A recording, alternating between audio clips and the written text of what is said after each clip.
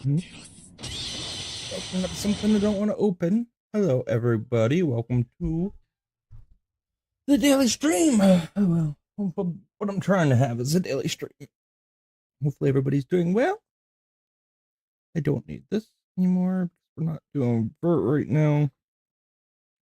Good there. Everything seems to be working.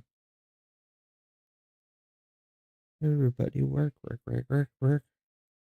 No.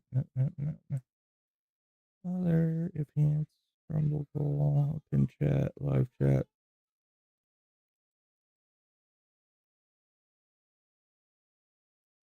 I might have to get that from Rumble again real quick. We are going to be watching a video really quickly. Stream stance. Copy. Done. Company.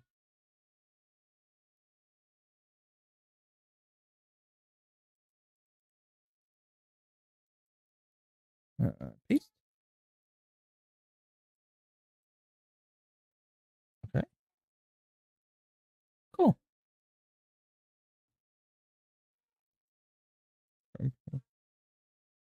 Yep, that works. That works. Okay, let's let me finish doing one thing here. Cool. I got sound. Got a like. Got a like there. Oops. I need to go backwards. I just need to go there, I think.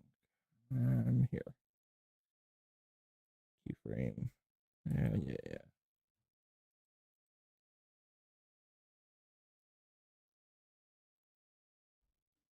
All right, we are live. Welcome, everybody. Hopefully, you're all doing just peachy keen. Live, public. Are live. Welcome, everybody. Hopefully, gosh, that should be man. Rombot's healthy. Rombot clips. Oh. Rombot music. Rombot tools. And then we got studio here. Should be good. Well, everybody, there's a lot of stupid people out there in the world. It's funny and it sucks all at the same time. But it is what it is, right? Natural selection will deal with them over time, I'm sure. Not really a big believer in Darwin theory, but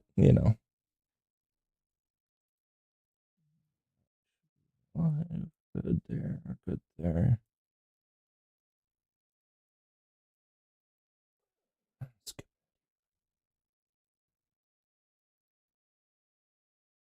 do some kick here. Volume up so I can make sure I hear myself perfectly fine. It should work, but who knows? Trying something a little different right now.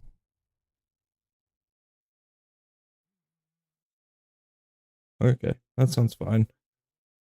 Now I want to see how it sounds when a video is playing. Let's see. How about this?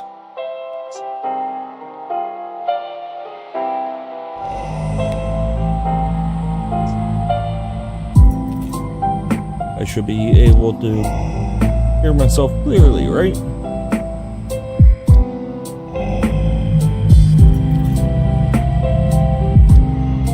Yeah, cool. Oh, success is now following. Thank you for the follow. That was a long. I might have changed that. Who knows? All right, we are going to watch a Crowder video on AOC because she's so smart. The smartest of the Democrats that I know about. And I just like making fun of her, so we'll go there. Just getting settled in real quick. Make sure everything's good. There. Everything's good there.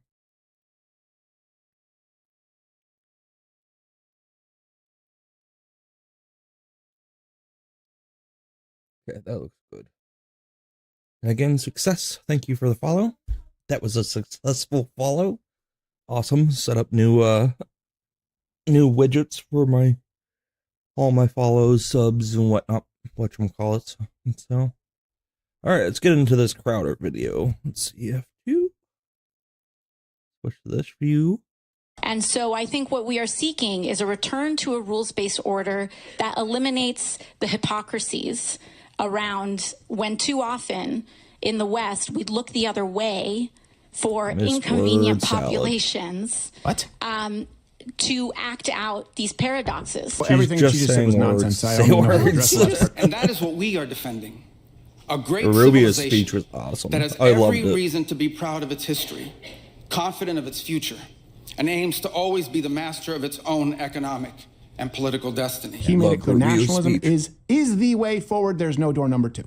This was happening this weekend, but I think what's most important here, the takeaway, is it really shows a stark contrast in visions for the future of the West, or as AOC would refer to it, a failed civilization. So Marco Rubio, he made it pretty clear that we have made some missteps, that we thought a lot of human nature's problems had been solved, and that we need to be really clear in charting our course forward, and that the United States can do it without Europe, but we'd like to do it with them. AOC was unable to answer questions and complained about international classism. Then you also have, of course, the Eurotrash rambling. So first, let's go to Rubio. It's really a speech that's worth watching in its entirety. It made me want to start marching on Constantinople to take it back, start that crusade all over again. That's how powerful I thought Rubio's speech was. Just like, we are strong, we are a force, we're a Christian nation. Now it's time to take back our Christian symbology and places that were places of worship, which, Constantinople was the last stronghold of Rome. The Catholic Rome, not bad Rome, not the heathen Rome. It is. But he started by sort of just addressing and criticizing the thinking that has dominated a lot of the Western world, which has led to our societal suicide since the end of the Cold War. That infamous wall that had cleaved this nation into two came down, and with it an evil empire.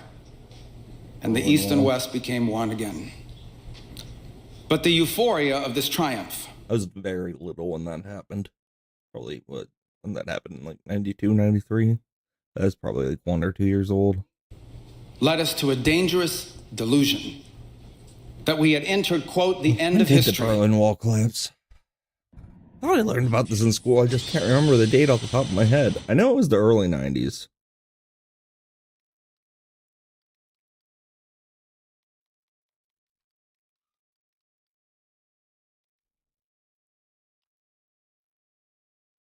Oh, 89. Okay, yeah, I wasn't even a thought. My parents were just getting married.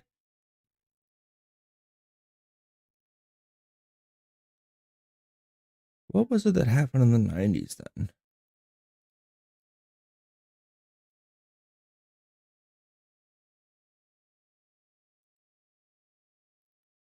Yeah, well.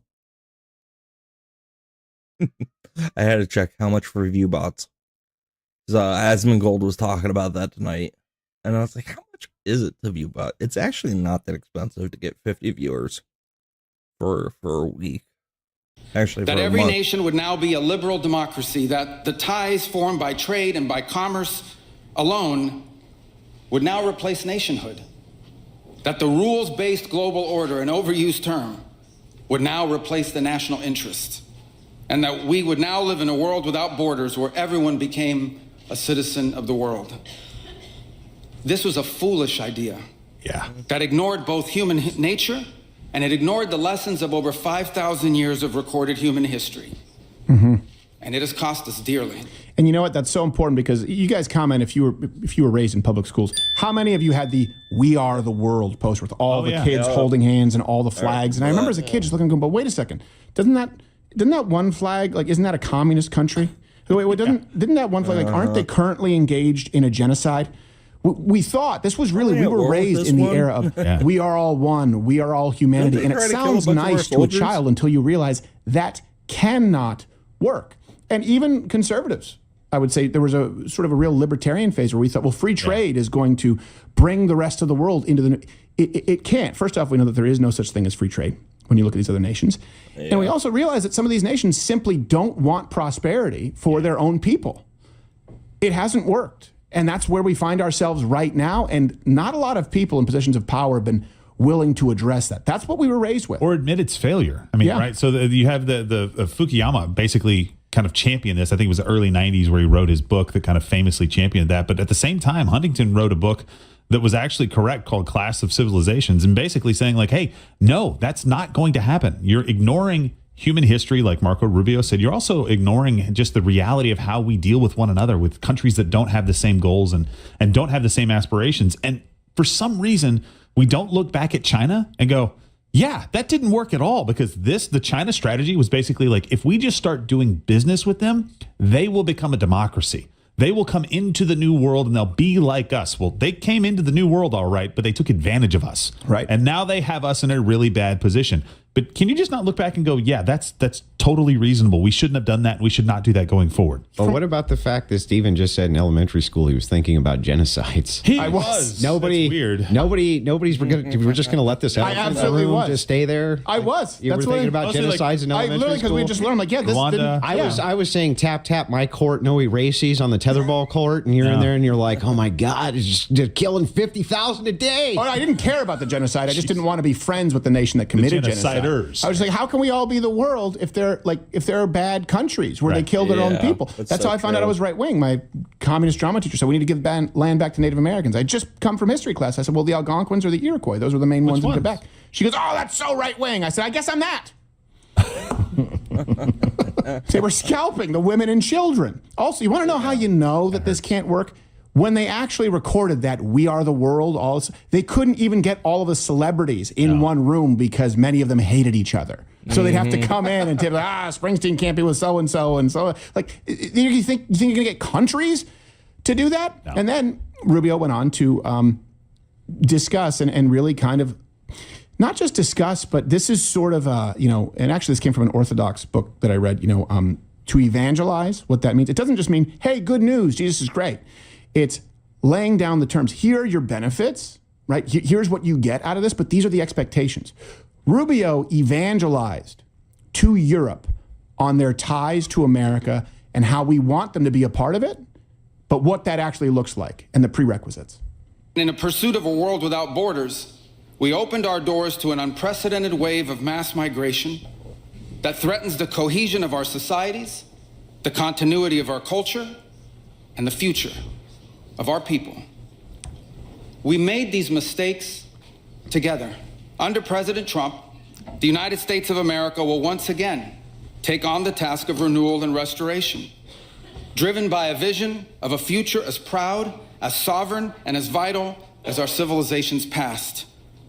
And while we are prepared, if necessary, to do this alone, it is our preference and it is our hope to do this together with you, our friends here in Europe.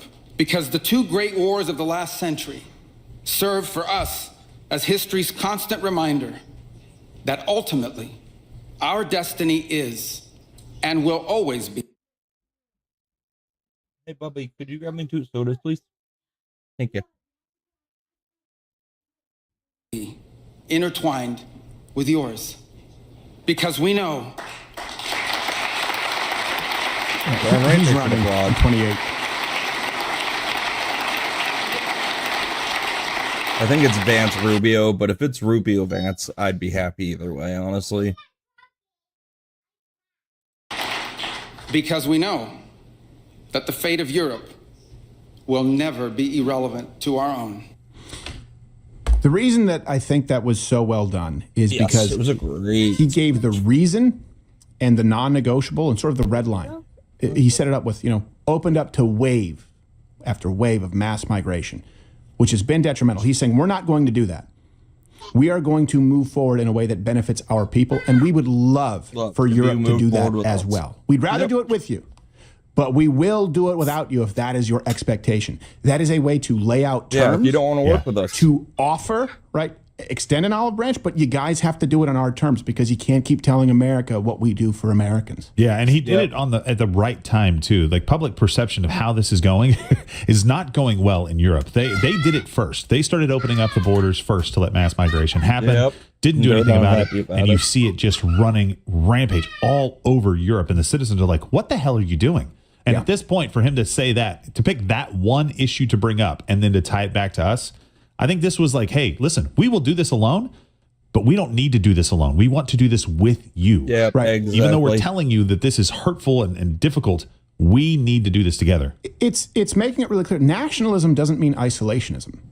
Nationalism means having a really clear team jersey and knowing which other teams are actually your allies. That's what nationalism means. In other words, you can ally yourself with other nations who share your values. At least we get along really well. But if you don't have strong nationalism, you can never actually know who your allies are.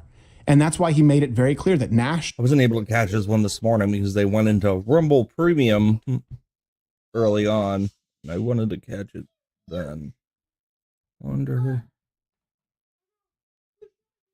Might be able to watch the whole thing. Let's try to watch the whole thing. School. That's hilarious. It seemed, now at first glance it seems silly, but the silver lining is of course, Andrew ultra-Orthodox Jewish men awesome. turn the situation into Israel's new top-selling board game. Hilarious. Let's see. Because they're good facts.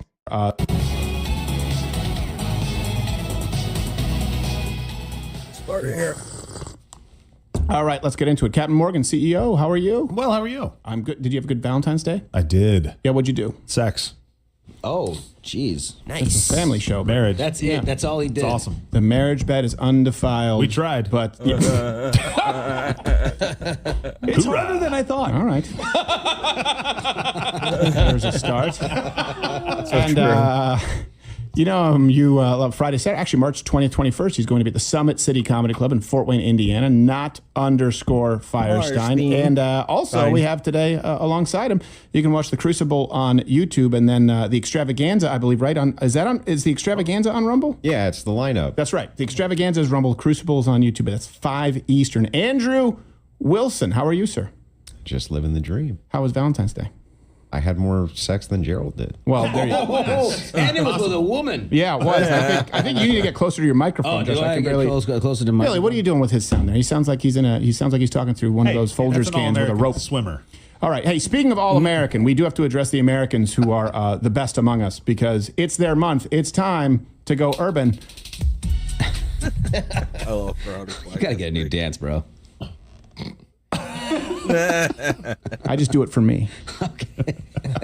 Black history facts, because to know the history is to not repeat it. In some cases, repeat it because they're good facts.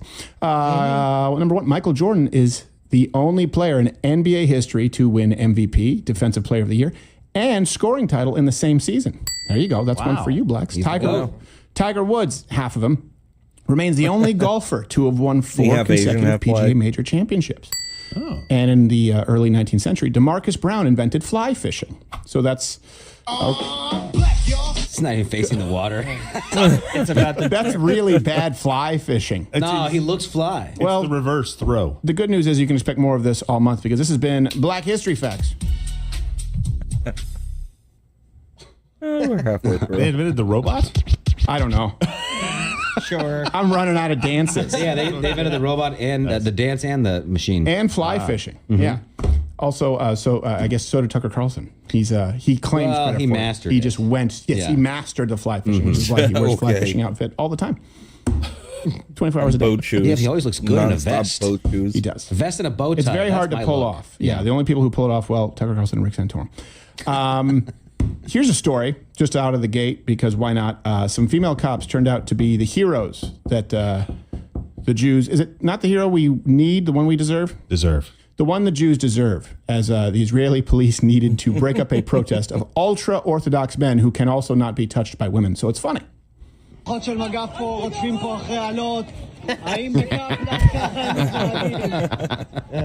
Lakewood, New Jersey. I played this game in elementary school. Just trying to whack them. They're running. It seemed, now at first glance it seems silly, but the silver lining is of course, ultra-Orthodox Jewish men turn the situation into Israel's new top-selling board game. Make them see stars of David. Playing Wackajou today. Now, out of context, that would seem rough. Yeah, that would turn into like a black spot. But it's okay because it was a lady whacking a Jew. There's going to be so many lawsuits. Yes. So many lawsuits. We won't. We won't have this much of a windfall since the slip and slide.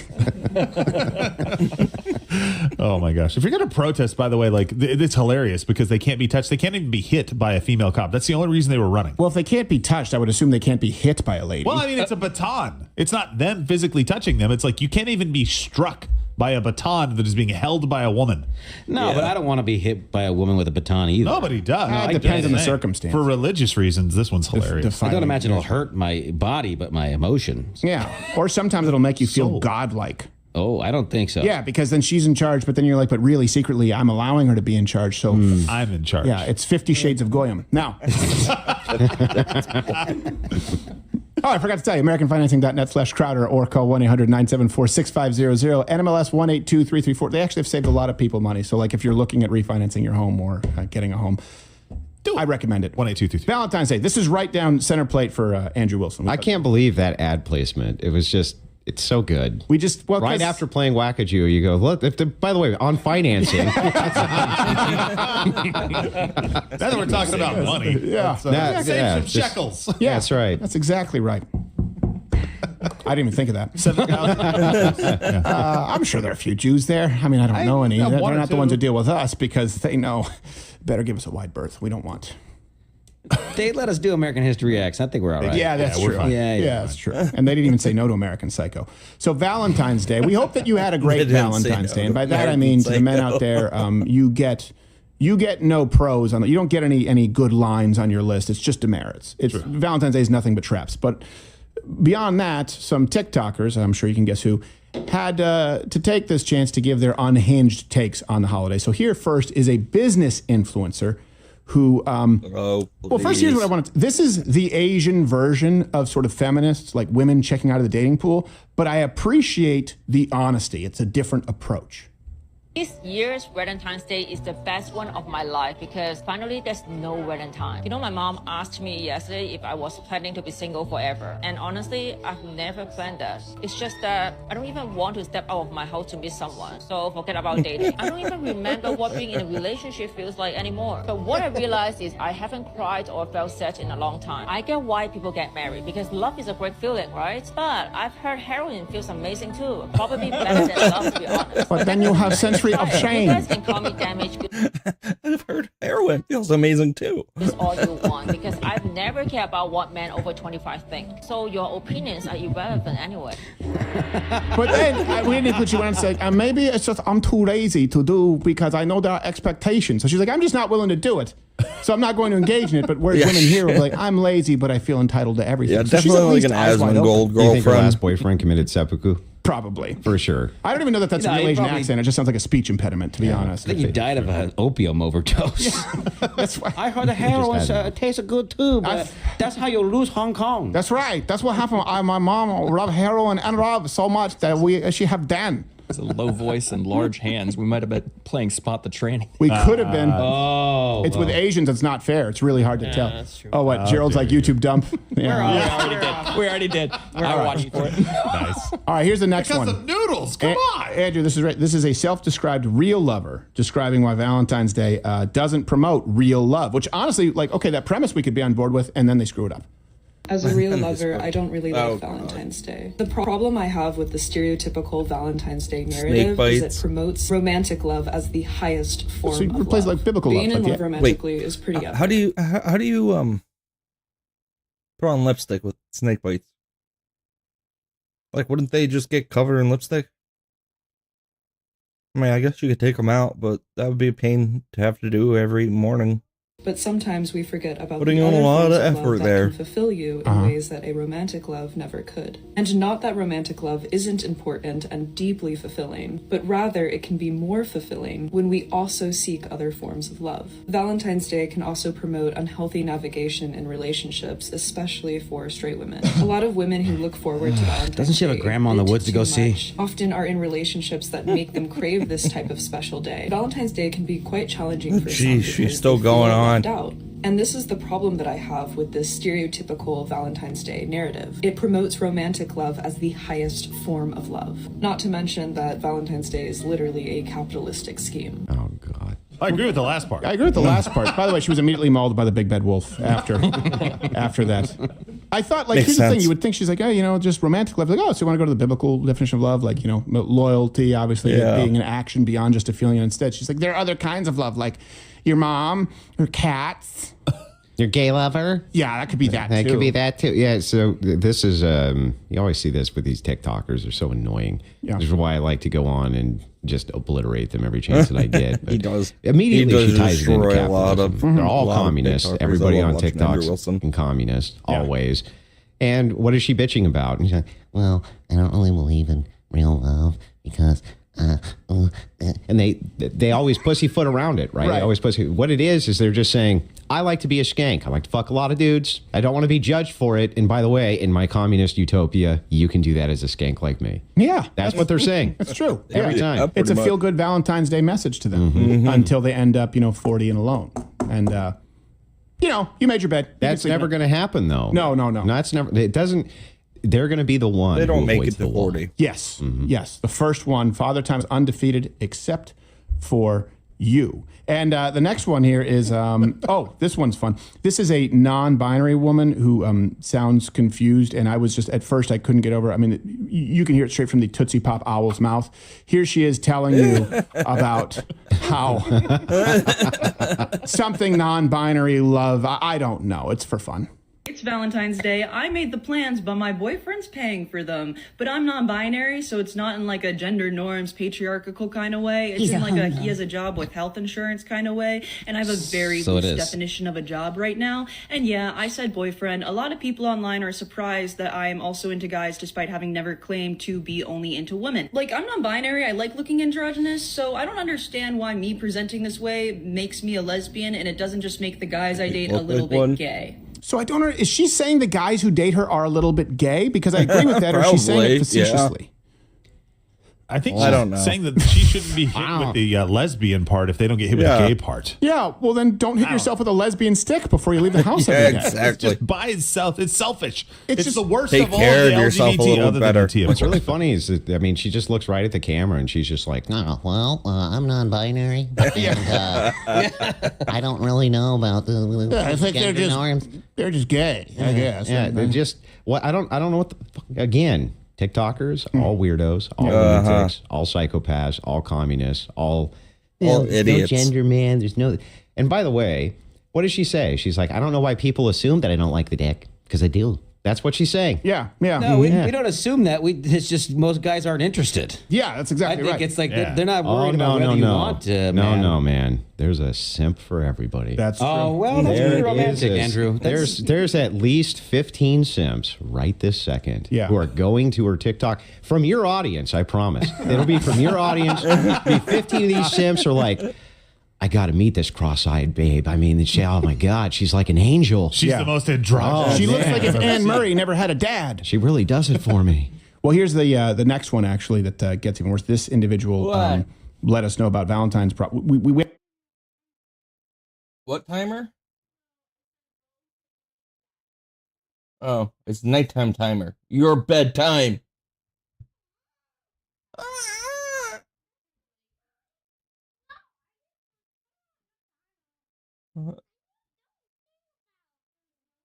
There's no timer.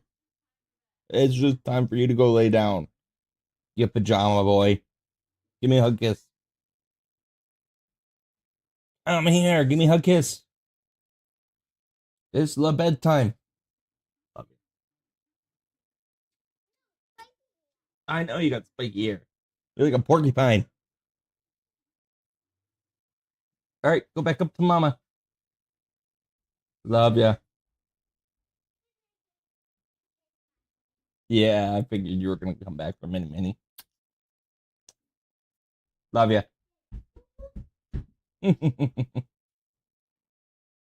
You got kiss his hand too.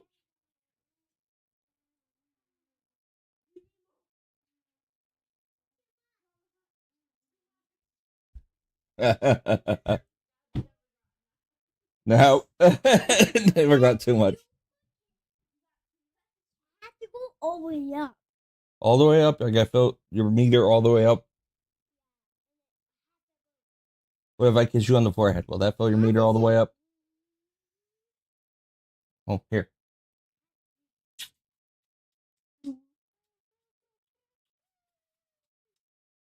All the way up? Okay. I love you.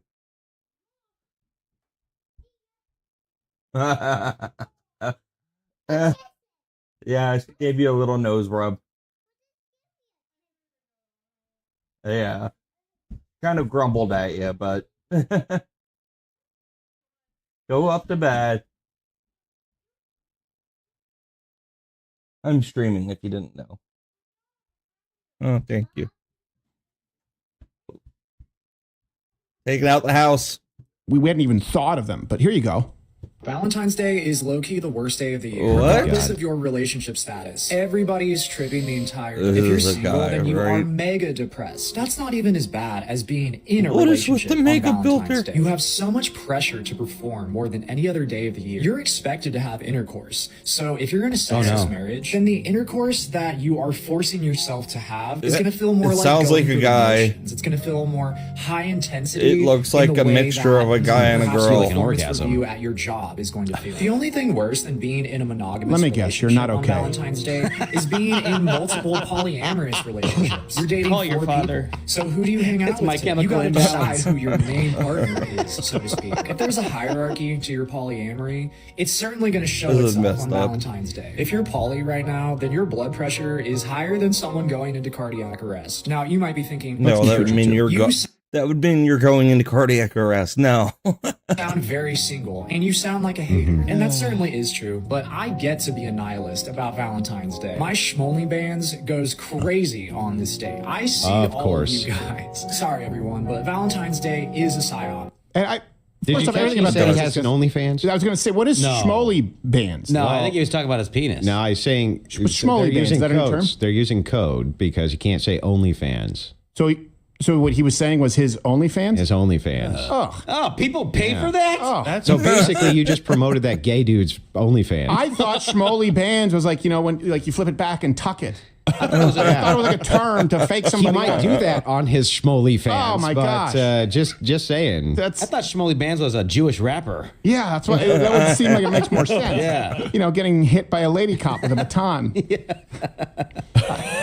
I got hit in the face 5 times by a woman, huh? I just love it when gay dudes are giving you advice about things like this. Yeah. How your they're going to sex tell is you, gonna no, feel? yeah, listen, your sex with your non-polyamorous wife is going to feel a little bit different. And it's like, hey, shut up. Yeah, What well, the hell is wrong with you? You free Ronald McDonald's giving us sex advice. I know, it's just like, well, yeah, it's going to be, there's more pressure because there's one person. I guess if that's like, you're the most decadent, degenerate society. You just have to go out and say yes.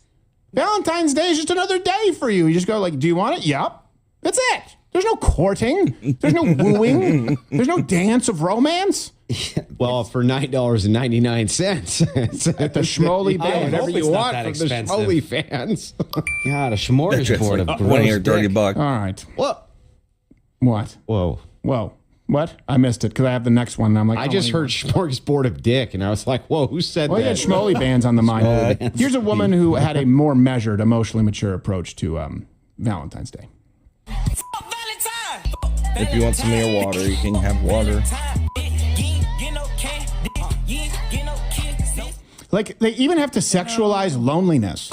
Yeah. She looks like the doll from Rugrats. Yes, she does. Yes. But how was she the least annoying? I know. I know. She was the Angela. least annoying. This chick sucking on her middle finger. It's like you're the least annoying out of all of these. Like it was people. brief, so we loved it. Yeah, it was great. got That's to the fine. point. We Yeah. get it. Yeah, So- that one seemed targeted also. Like it was to someone. Here's the thing, like you turned Christians into the people who defended Hooters.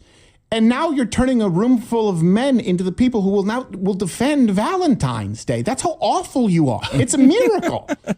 Now I'm pro Valentine's Day just to irritate you. Please comment. What's your best Valentine's Day experience? What's your worst? Because it's definitely not as bad as these people. Just let them know. We're now pro Valentine's Day. Oh, I hate myself Social media more and sucks. more. People used to just sit around and cry about not having a Valentine's. Now they go on TikTok. Yep. I hate it. And then they all just comfort each other. Like, it's okay. It's not Complain you who needs over, to like, change. It's the AOL Instant world. It's like, no, Messenger. you need to change. You know what I blame? I blame Rent. I blame the play Rent. They all had AIDS because they were all sleeping with each other and they were all doing drugs with dirty needles and they would bury, another trans with AIDS and they'll be like, oh my God, this is such a beautiful soul. You don't need to change, the world needs to change. It's like, you guys all have AIDS. Do you have any idea how statistically impossible that would be? But I don't understand anyway. You weren't pro Valentine's Day before? I just, it's like, I'm fine, but I wasn't all in on it because there's a bunch of traps. But it's the best day of the year. Think about it. It's the one day of the year where almost every woman is totally depressed. And you can just walk around knowing that. You're just like, yes. That's a good point. Excellent. All of you. Every one of you is just having one of the worst days of your life, you Just fucking go into bitches. a store, carry flowers around, make them know that you have a girl and she's getting flowers and they're not. Yeah. It's perfect. Perfect. Certainly on TikTok. I have no problem with it. Speaking of bitches. It's like the ultimate revenge for men. And just like we look at it the wrong way. Yeah. Yeah. For every man who never got a Valentine's card in high school. You should be walking around with the biggest smile on your face. You should just be like, this day, today, there are so many more women crying than any other day of the year. That's true. And yet, we don't even think about it in the right context. No time logic. ago. Yeah. I don't even follow the rules. I just go, you're not wearing red. And I pinch them. Like, it's St. Patrick's. I'm like, shut up. You like it. Every Valentine's Day, Andrew Wilson goes to Lane Bryant and just points and laughs. Oh, no, it's that weird guy who's outside of Talbot's again. He should There's just an extra pep in the step. I don't know why. I'm just like, there's so much suffering today. He walks into Cold Stone and puts extra money in the tip jar, so they have to sing to these depressed women getting their slab of candy ice cream. Now do ABBA. It should be called like a woman. It should be called the National Misogynist Holiday. I mean, it's just perfect. It's perfect. You know what? I never thought of it that way, and now I will carry the spirit of Valentine's in my heart all year long. Exactly. Because wherever you find loneliness, it can be Valentine's Day. So speaking of speaking of bitches, let's go to Munich.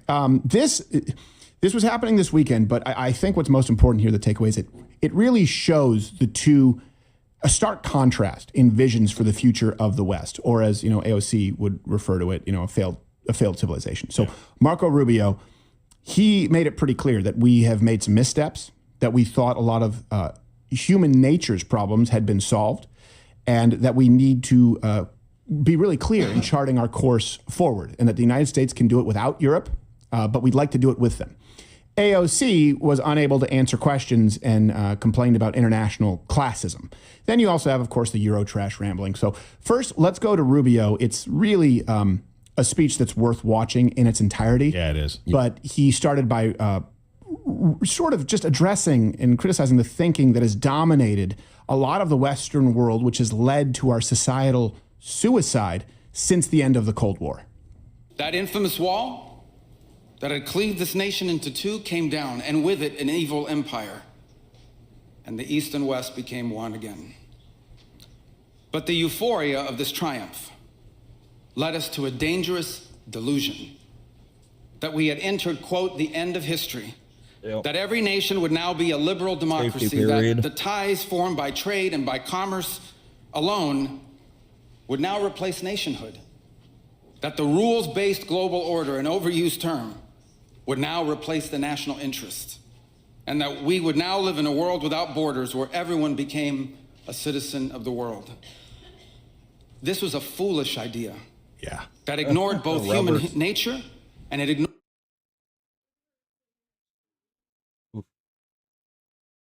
He laying in his bed.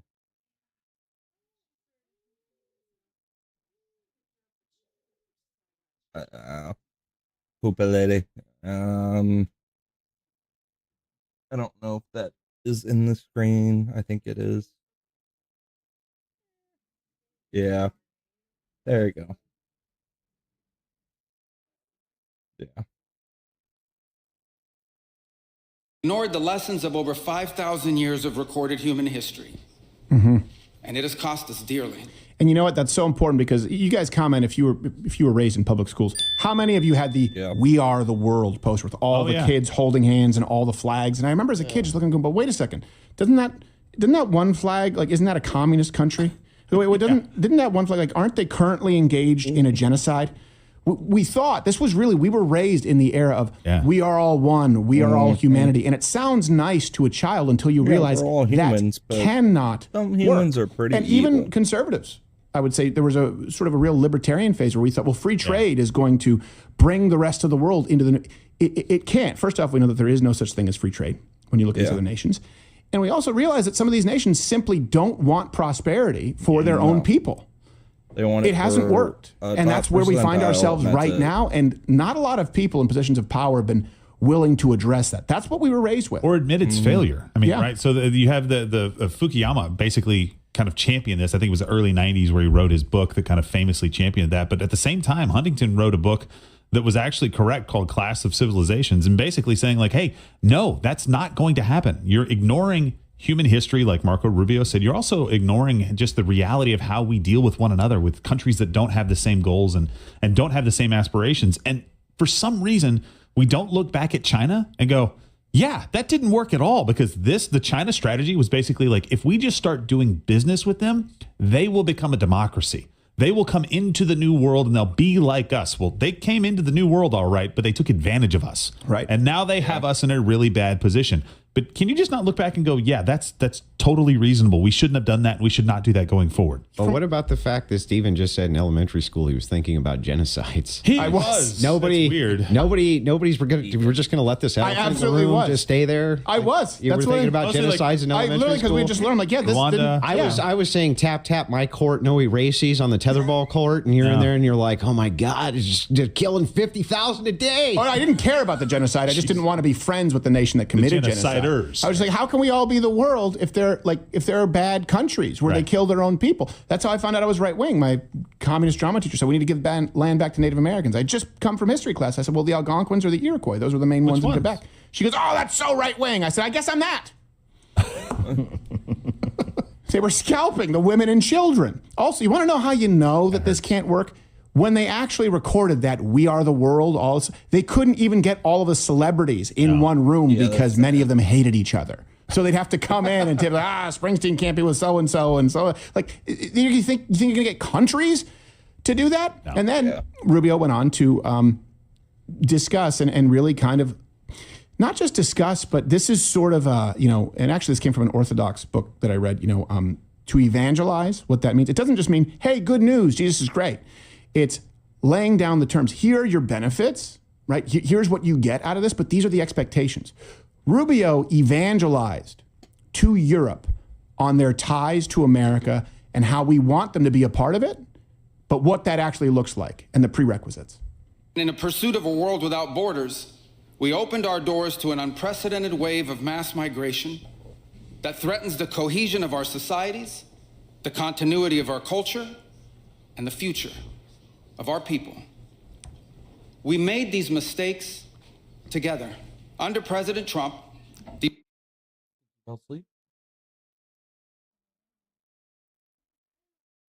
United States of America will once again take on the task of renewal and restoration, driven by a vision of a future as proud, as sovereign, and as vital as our civilization's past. And while we are prepared, if necessary, to do this alone, it is our preference and it is our hope to do this together with you, our friends here in Europe. Because the two great wars of the last century served for us as history's Stop constant leeching, reminder start contributing. that ultimately All we ask. our destiny is and will always be intertwined with yours. Because we know He's running in 28.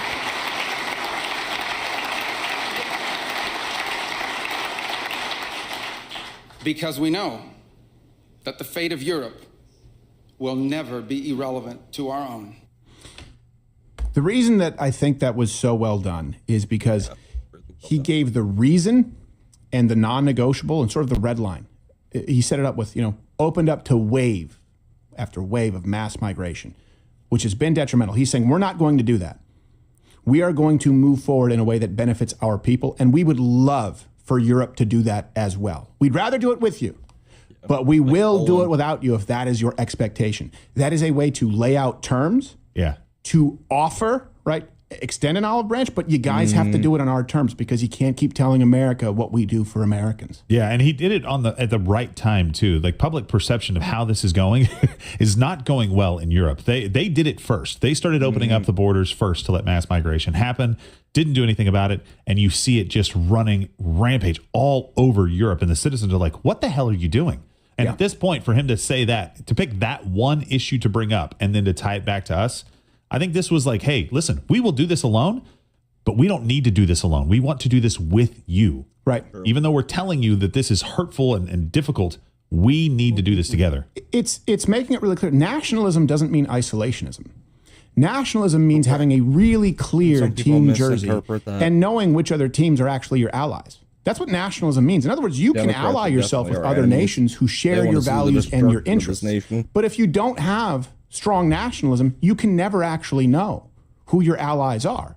And that's why he made it very clear that nationalism, which used to be a dirty word, I've been around a long time. I remember in 2016, they said nationalist or nationalism. Hitler. It really means white supremacy. Yeah.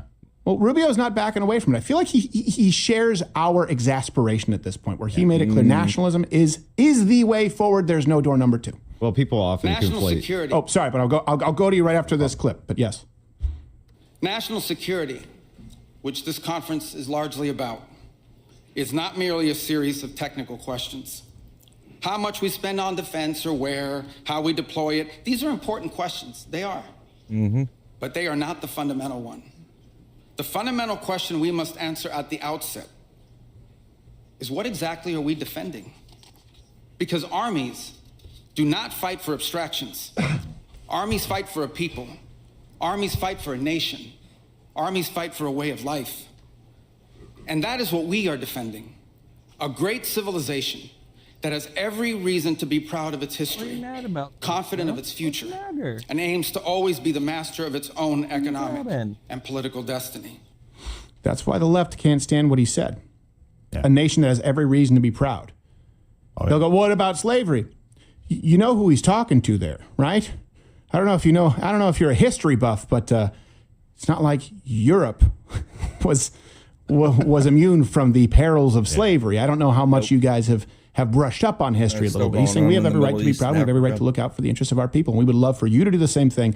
And then we can be brothers and sisters, but brothers mainly, in arms. Good. That's setting the table. And sorry, Andrew, before the clip you were about to say. I was just saying conservatives have gotten much better at making the distinguishment between ultra-nationalism and nationalism.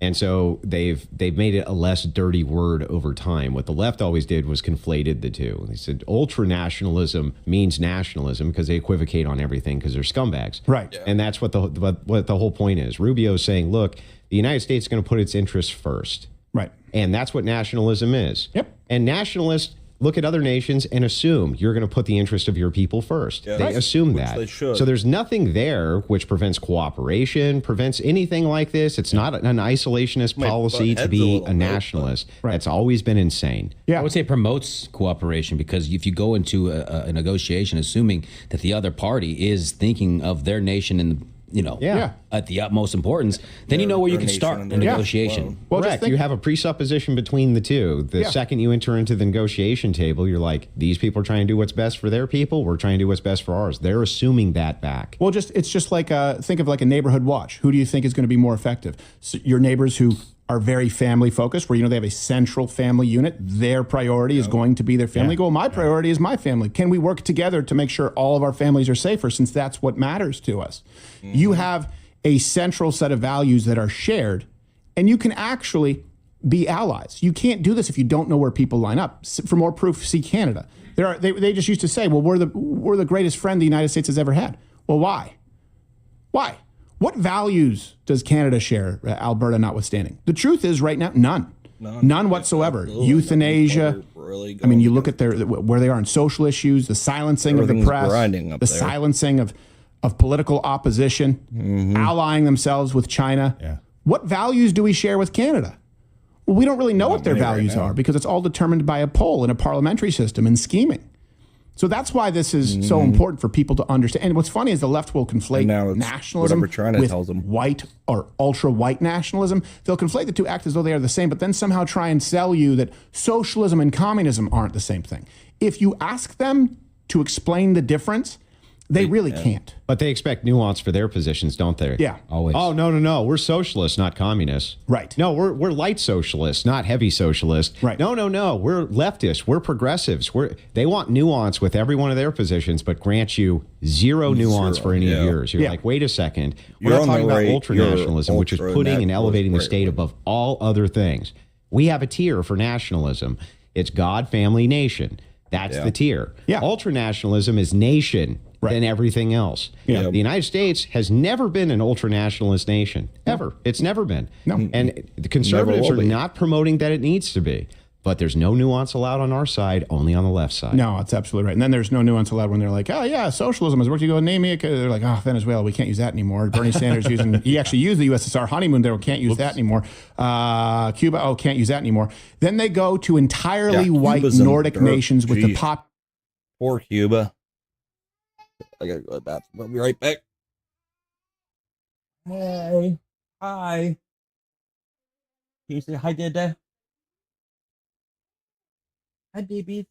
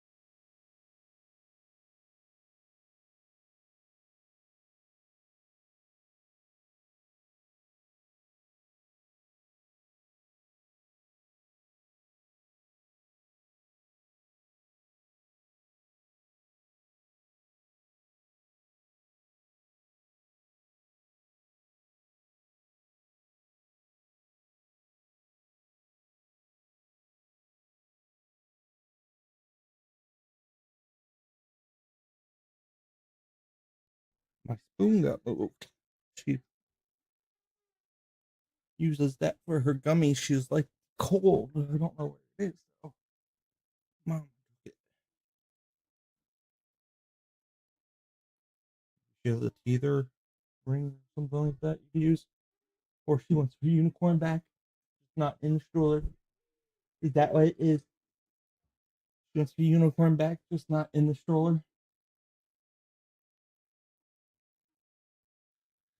Okay, we're back. Na na na na na na na na na.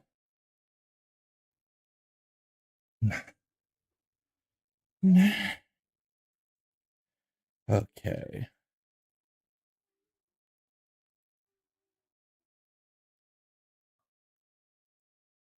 Donda. Donda. Population of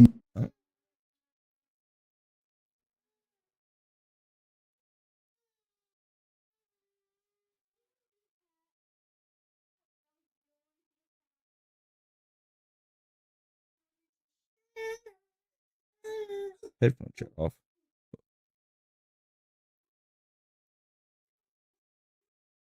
There we go. New Hampshire. It's like, well, yeah, we can make socialism work like in Martha's Vineyard. Is that what you mean? You saw how they freaked out the second 2 brown people showed up.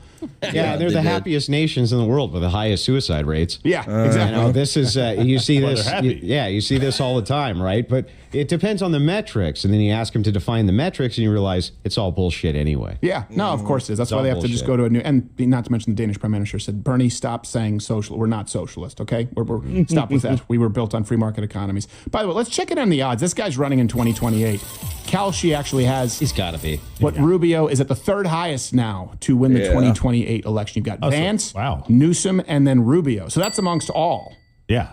I think not just the Republican primary. I think it's Vance Rubio. Yeah, that's among everybody. That's insane to me. Listen, I think I think a Rubio type right now is needed in the next administration as well. Whether he's in the vice presidential role, president, or stays right where he is, he is absolutely needed because he got something done there that I haven't seen in a while, and that's a standing ovation from people that don't like you. Yeah. He went in the Lions Den and got them to stand up and applaud. Well, see, they were primed and ready to love this. What were you going to say? I agree with Gerald, but I got to see this. Andrew's shaking his head. What? Uh-oh. He's a terrible debater. Rubio, that is true. He has a terrible stage presence for debates. It's getting better, though. He's not getting that much better. I don't think What are he you is. talking about? I think that Vance would crush him in open debates. I think that he would.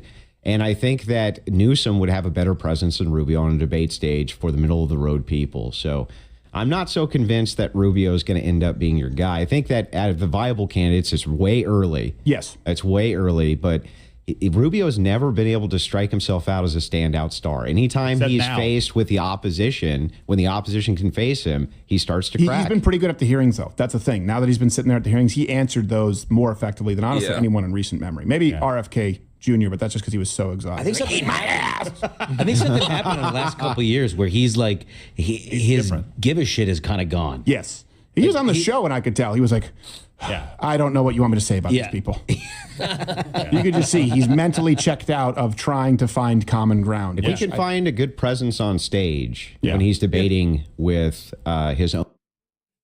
You want me to shut him off?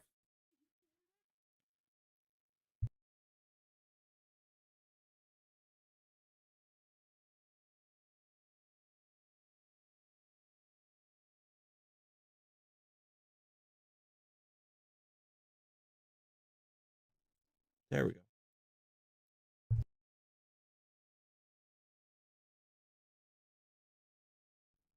Own party, and he doesn't get kowtowed. He doesn't get kind of because before they were just kind of he kind of shrink back a little bit. Yeah, it's he would. If we can get this guy to where he can actually debate on the stage and give a presence, I think that would change his stars. Yeah. But that's not the way it's been. He with just him. needs a boost in confidence. You know, you can just give him some Hulk hands. He'll feel good about it. This brings Some us lifts to in his shoes. Yeah. Rubio smash. This brings us to the other person there in Munich who didn't fare so well. It's time for Deep Thoughts with Comrade Cortez. Deep thoughts. Yeah. Japanese that All right, here she is declaring Rubio's speech an appeal to Western culture, something. Instead, we need an international class-based order. Watch, it's stupid. Marco Rubio's speech was a pure appeal to Western culture. Cool. My favorite part was when he said that American cowboys came from Spain.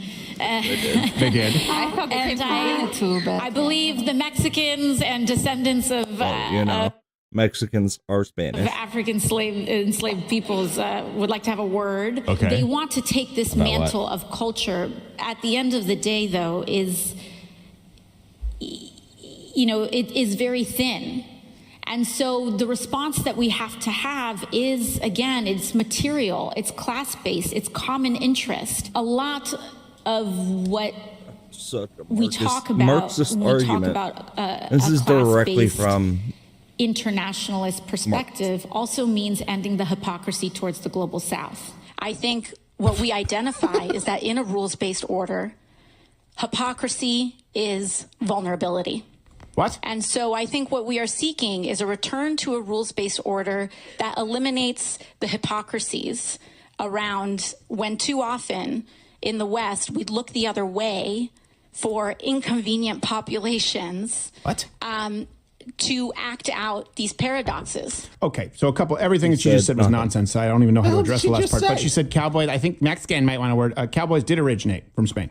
So vaca is Spanish for cow. Spanish is from Spain. And the Spaniards brought Spanish to Mexico in 1519, along with, by the way, cows and horses. So I don't know if she understood. They hadn't domesticated these animals. There were no cowboys. They were kicking people's heads around as soccer balls in Mexico. So she's like, I think Mexico would like a word. Do you mean a word in the language of their conquerors? Does someone want to tell AOC where Mexico gets their Mex from? Stuff's made in New York City. New York City. Get a rope. Well, seems a little Yeah, the whole harsh. thing is that it's not cowboys, it's a vaquero. Right. And that comes from vaca. It's a Spanish word. The whole thing, cowboy comes from Spanish. Yeah. It's one of the most popular cowboy action pistols, right? The Ruger Vaquero.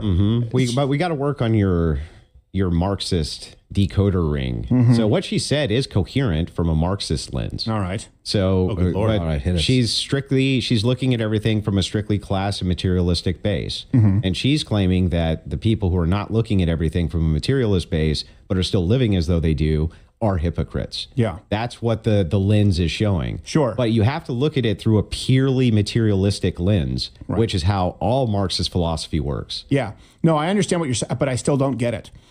Well, you're not. It is, to be completely fair, objectively fucking stupid. Yeah, it's nonsensical. It's just that the point is like from that worldview, the strictly materialist worldview, everything's reduced to class. Right. It can't be reduced any other way. Well, and to the global South. So apparently we're well, that's good because she's an expert in the global South. Because she's got a little bit of Hispanic South in her in her? somewhere. Well, not really, but kind of. I mean, I don't know where you count necessarily Puerto Ricans, but she whined about the U.S. taking out Maduro and also messed up some geography. We look at what happened in Venezuela, for example. Venezuela. It is not a. It is not a remark on who Maduro was as a leader. He canceled elections. He was an anti-democratic leader. That doesn't mean that we can kidnap a head of state and engage in acts of war just can. because The whole world puts a bounty on nation's him. below the equator. Idiot. And it shows every time. So even though everything else was really stupid, but you may agree with her opinion, Venezuela is indeed not below the equator. Yeah, she was saying Venezuela and Maduro, like trying to like make it Spanish, but like every other word in between was like New York English. Like she doesn't speak Spanish, I don't believe, like at all. Later. Oh, what? Not even a part of it. Oh, shoot. Not even like that last little part that juts south. Nope. Thing is like, isn't she the hypocrite now? Because from her view, the materialist conditions, we went in to change the materialist conditions of the classes inside of Venezuela. Right. So the whole point is that sort of intervention is Marxist intervention. Yeah. Like she doesn't even understand her own philosophy. No, well, she doesn't understand. I mean, she doesn't understand how people are walking upright because that's difficult for her. She's a bartender, doesn't even know where the bottom shelf is. Well, she also doesn't fully understand the concept of Taiwan because here is her greatest answer of all.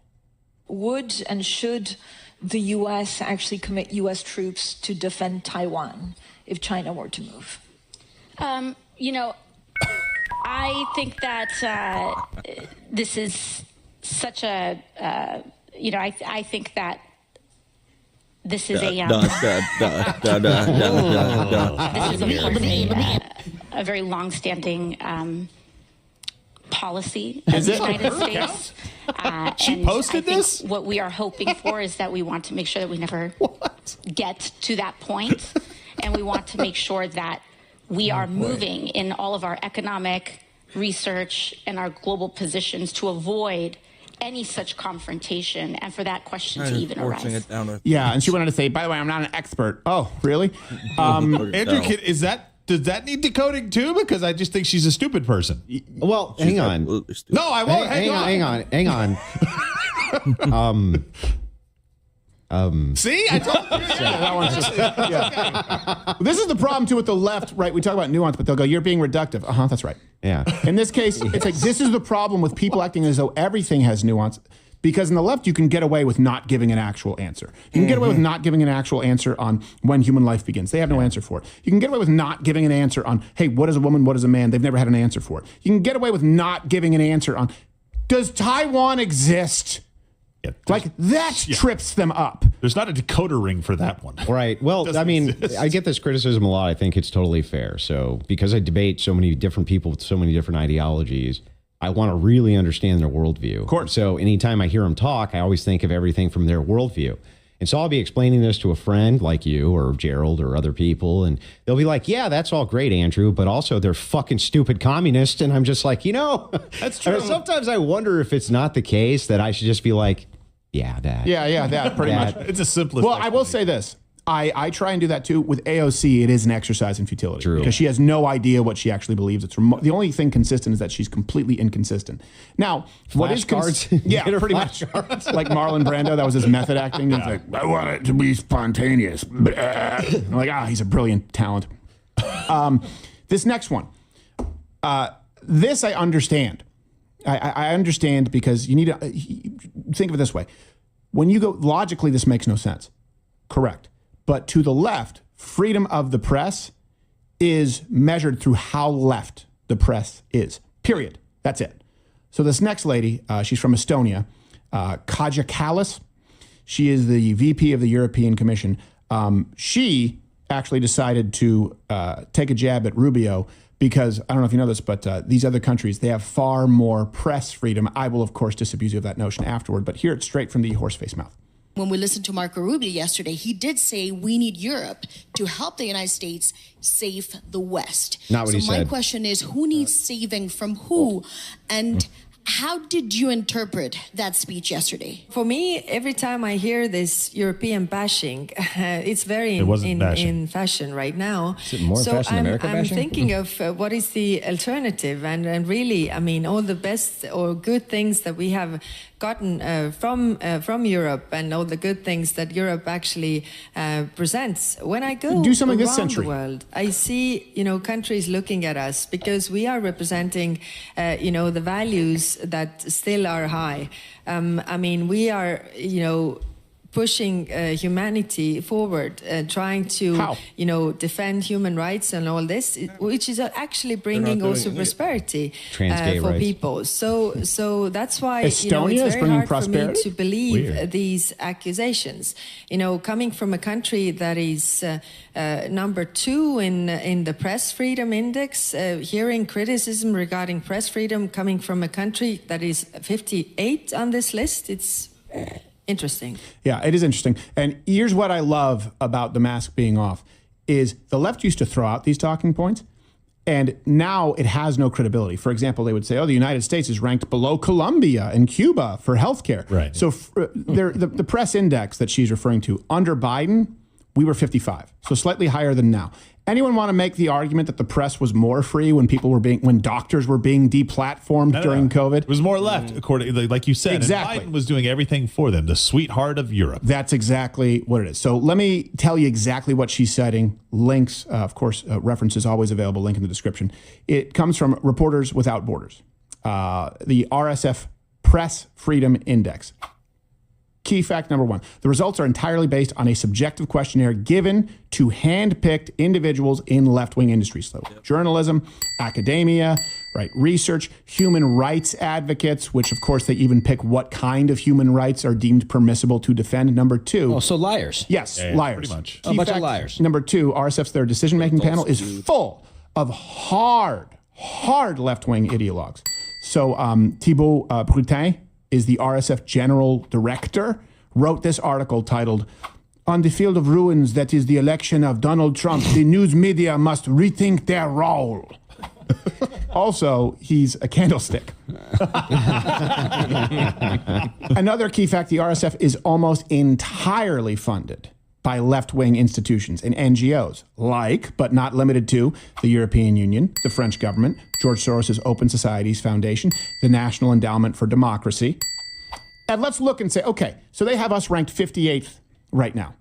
All right, we can look at the other countries who are ranked above the United States, right? More freedom of the press. Let's look at her country, ranked number 2, Estonia.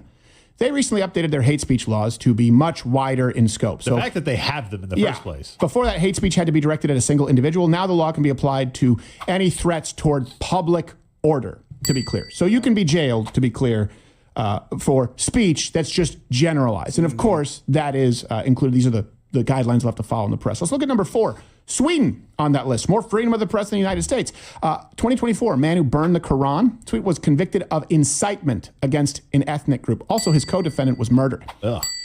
Ireland, more free press. More free press. You should wish you had press like us. They have unbelievably strict hate speech laws, defined as any communication that is made public with the intention or likelihood of being threatening or abusive and likely to stir up hatred against people because of their race, color, nationality, religion, ethnic or national origin, or membership of the traveler community, gypsies. Sexual orientation. I was like, what is this? You can't talk about the Sisterhood of Traveling Pants without going to jail? Quick, the pants, they're getting away. What about the fact that the whole thing started with a lie? The question was actually a lie. She claims, Rubio says that we need Europe to save the West. No, he didn't. No, he didn't. He literally said, we don't need you. We'll go it alone if we need to. Yeah. But it would be great if we had a cooperation. So starts with a complete lie. Yep. And then the other chick builds off the lie. That's what they do. They start always with the supposition of a complete and total lie. Right. No, every time. By the way, in Ireland, a truck driver was charged with inciting hatred for posting online. Migrants were here to rape women and children. He posted that online. Charged with inciting hatred. Let's go to, by the way, we are ranked right below or 2 spots below Sierra Leone. They're ranked above the USA.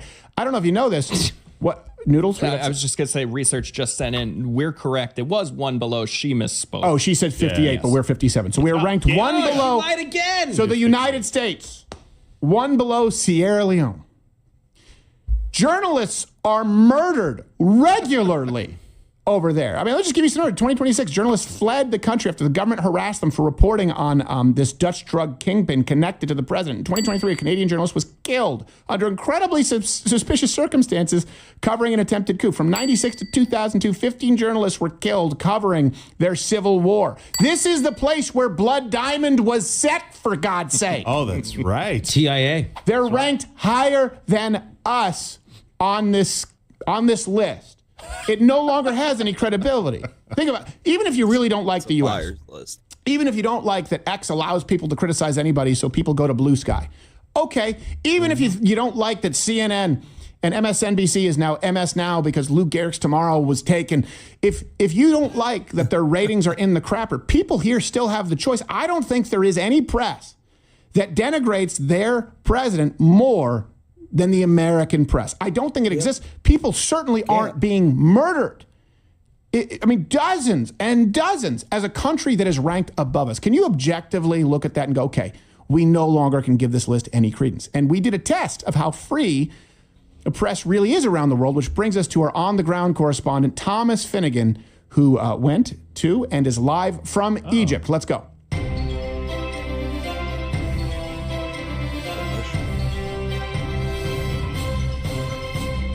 Thomas Finnegan, how are you, sir? Oh, boy. Hi, Stephen. Cut it, Tim.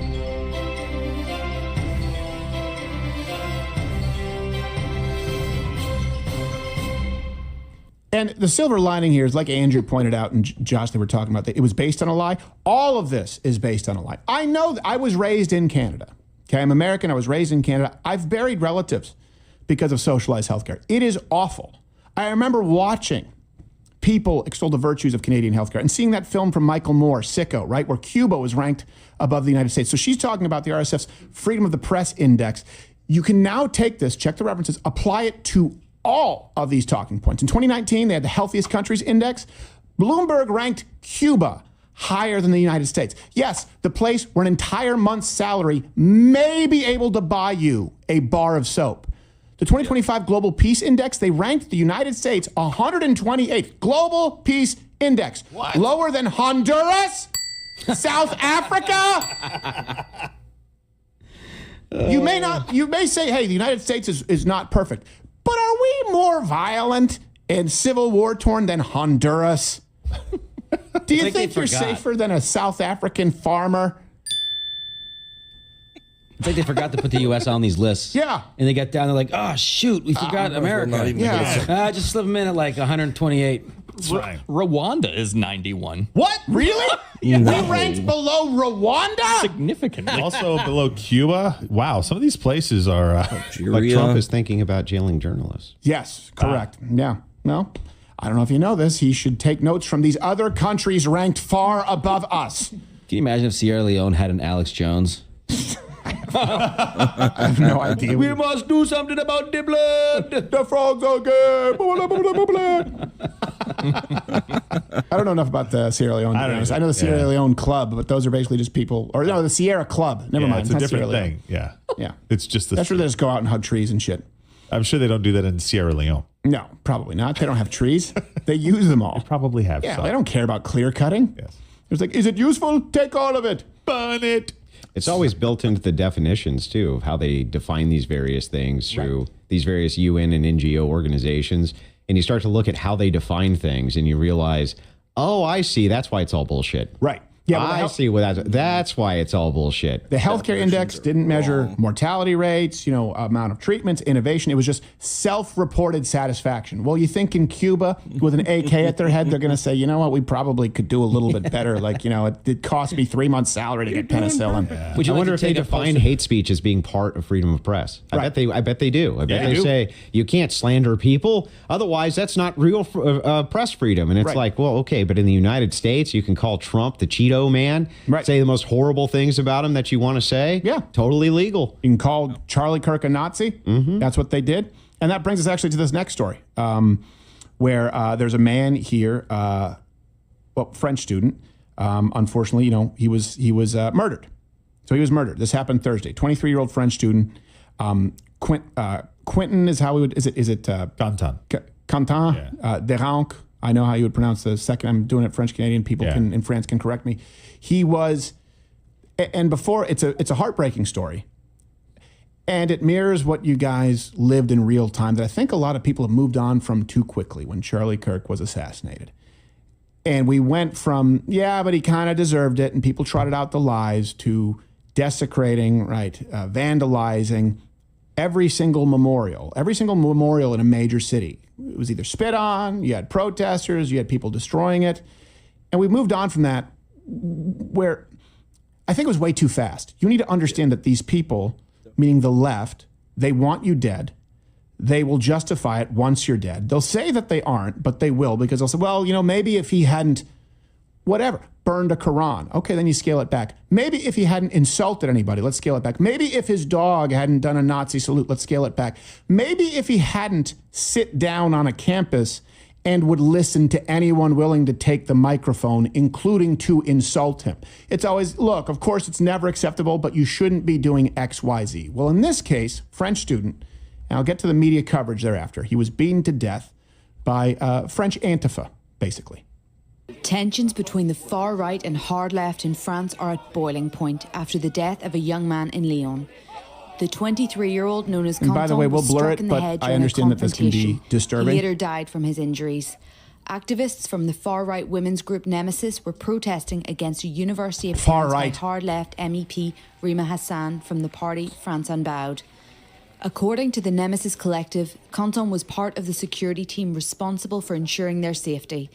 The family's lawyer stated that Canton was a mathematics student and was not a security guard or a member of any security service. So he died 2 days later, to be clear, but this is them beating him, not resisting.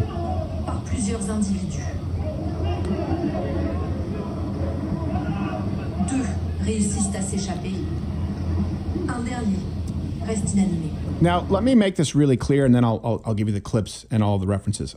This was not somebody who was part of far-right anything.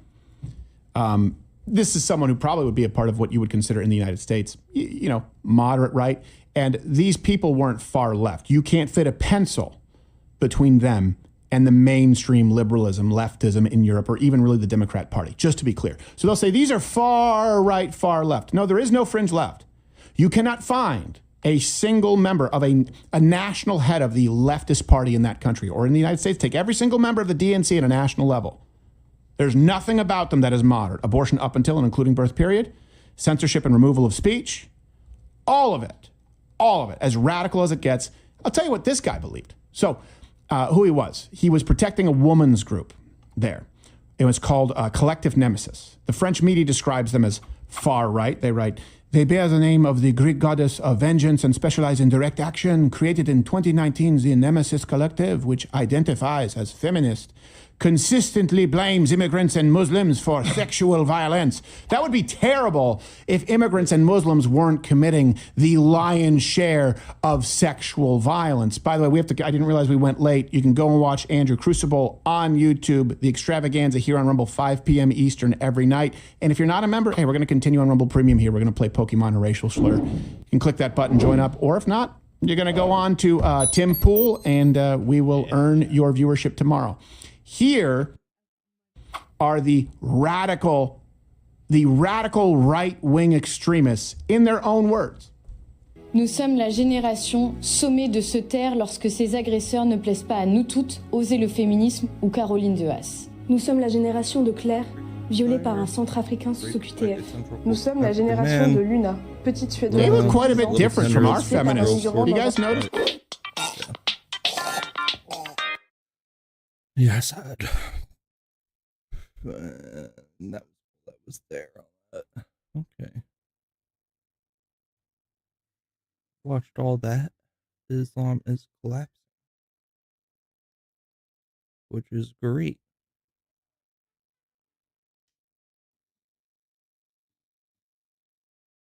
Oh, great. Alex Stein. Really, I mean, I think everybody watches stuff on their phone. They watch short form content. I'm going to let you guys in on a secret. You guys want to know a secret? Yeah, what's the secret? A meeting was held a couple of weeks ago in Florida with big executive figures specifically to discuss how they enter this space. So we've heard quite a bit after the election that they needed their own Joe Rogan on the left, and there were concerns that older people are voters and they have this big block. But they're now recognizing that they've got only a couple years left where they can still sell ads to old people who have money. So there was a meeting that took place with a bunch of executives who intentionally met just to talk to each other about how they solve this problem. So here's what you can expect. Big shows like, let's just go with Joe Rogan. He's the king of the castle, right? Mm-hmm. Don't be surprised if, and I'm not saying there's anything I know about this. I'm not saying Joe would actually do this. I'm just saying I would not be surprised if a year from now we find out that like Comcast bought the Joe Rogan Experience. And they're like now airing on NBC at 9 p.m. They wish they could, but I mean, the fact that it shows 3 hours, though, how are they going to do that? They put the first hour on live, and then they say the last 2 hours are exclusive at NBC Plus. Yeah, I mean, they could do it that way. And they've already got Bill Maher on Paramount. I think it's on Paramount, right? I think no, he's on Max. Duh, he's on HBO. The podcast that he does in his basement? No, Real Time. Oh, well, I know that's HBO, but I think his podcast is independent, I thought. Yeah, it's his own company. Again, I would not be surprised if these big companies start to... Well, actually, I will say this. Like Jimmy Kimmel, we all make fun of his ratings being bad. He gets a lot of play on YouTube, but these are just clips. They need long form. And so I have my speculation right now is to consider, not that I know what's going to happen. Jimmy Kimmel might get a banger of an opening 10-minute, but that's not going to compete with the longer form stuff that you see from the likes of Rogan and the podcast space, where they've done these massive $100 million deals with like Travis Kelce and like Call Her Daddy, which means they're going to need a show that is conversational long form style for their premium platforms. And it's not going to be Jimmy Kimmel. I wouldn't, considering the TV model of the 9 p.m. live is basically out and primetime is dying. No one's really watching these live kind of shows. You know, the question is, does Timcast IRL need to be live? Most of the people who watch afterwards as VOD. So we just are live because it's convenient for people, they want to hang out. But I think what we'll end up seeing is, or I should say this, I would not be surprised if, take a look at any one of these big lefty podcasts, if they buy them and then put them on the air. You think what's his name? In 20 years, Hassan will be on MSNBC. Yeah. Brian Taylor Cohen or something like that. Brian Taylor Cohen. And it's going to be conversational, long form, hour long with probably not commercial breaks. Probably it's going to be, you're going to be watching quote unquote TV, but TV's dead. They're just going to have, Netflix is already doing this. What am I even talking about? Have you guys gone to Netflix recently? They have a podcast section now, and they bought a bunch of podcasts. And to be honest, anybody worth naming? Nobody you've heard of. Okay. And so I say this. I pay attention to all of the media industry. I run a business, so I'm constantly tracking trends, ad rates, all that stuff. And I go on Netflix and I look at their podcasts and I'm like, I've not heard of any one of these guys. But it makes sense because the strategy has always been like this. Let me tell you the urban legend of Green Day. You guys want to hear the urban legend of Green Day? Sure. The urban legend goes like this. And actually, Phil, you can probably attest to this better than I could. The label, I can't remember which label they were signed to, signed 15 bands that were identical to Green Day. It was the pop punk era. It was the late 80s, early 90s. And they said, look at these bands that are popping up and getting a lot of attention playing pop punk. Sign them all. Then, whichever one makes it to the top of the mountain, we blast them off and we do the bigger deal with them and we promote them. And so the general idea was, instead of looking for big established artists and doing massive contracts, sign a bunch of tiny artists at dirt deals and then try and find which one is the diamond in the rough that you can turn into a big prize. And Green Day had a smashing hit with Dookie, and what was next? What was after Dookie? After Dookie, I don't know which one. I don't know. Anyway, you get the point. Like Green Day nailed it. They took off, and so the labels were like, okay, all these other little ones were worthless. We didn't care. The strategy is likely going to be the same. The big networks don't care about shows like ours because we're established and make a lot of money. Why bother? Right now is the opportunity to buy 10 small podcasts and then give a little light sprinkling of marketing, see which one bubbles up a little bit, and then dump your marketing budget into them, and then you own 100% of it. I feel like they're already doing that, giving out record deals. I mean, they've done that for ages with record deals. Right. So, that's the play. You sign a bunch of small dirt artists for cheap, and then whichever one takes off is your moneymaker, and you own everything. Like I think we were talking about this, Phil. I think the story with Paramore was that Hayley Williams signed a 360 deal for 20 years. Yep. That I don't know full details, but this meant that literally anything she ever did was owned by the label for 20 years. Yeah, 360 means they get a piece of the merch, they get a piece of the they get publishing, they get ownership of all the music, basically anything that artist does for however long the term of the 20 years. It's like, you want to be famous? Okay, we get 20 years of everything. But she does get 20 years of consistent pay no matter. Well, not when she's smashing it and doing stadiums, making millions of dollars, and she's only getting paid hundreds of thousands. The way they talk about it is they say, well, we like to sign artists for the life of the artist. Right. If they can get you for 20 years for 10 records, they'll do that because from the labels perspective, they're like, well, we don't know if you're actually going to be famous. We don't know if you're actually going to write stuff that's good. So we'll sign you and we'll put this money into you. So we want to make sure that we have your catalog and have you on long enough to actually. You know how evil these people are? You know, Michael Jackson was innocent. Tell me about it. You know, he was framed 100%. Even, you know, Wade Robinson and James Safechuck, the two people that said that they were molested in the documentary. One, Wade Robinson was his lead character witness in not one case, but 2 court cases where Michael Jackson was, you know, totally exonerated, never charged, investigated for 19 years. And that's what they said. That's the reason why Conrad Murray killed him, because Sony wanted to get all of his originals because he had like the largest personal collection. He had the Beatles. He owned the Beatles. So it's just very suspicious. These labels will literally kill their artists. Michael Jackson bought Paul McCartney's. He bought the whole all the Beatles and the Beatles. Yeah. I'm a huge Michael Jackson fan. I'm just a little bit surprised hearing this come from you because I feel like you'd be able to work a lot of.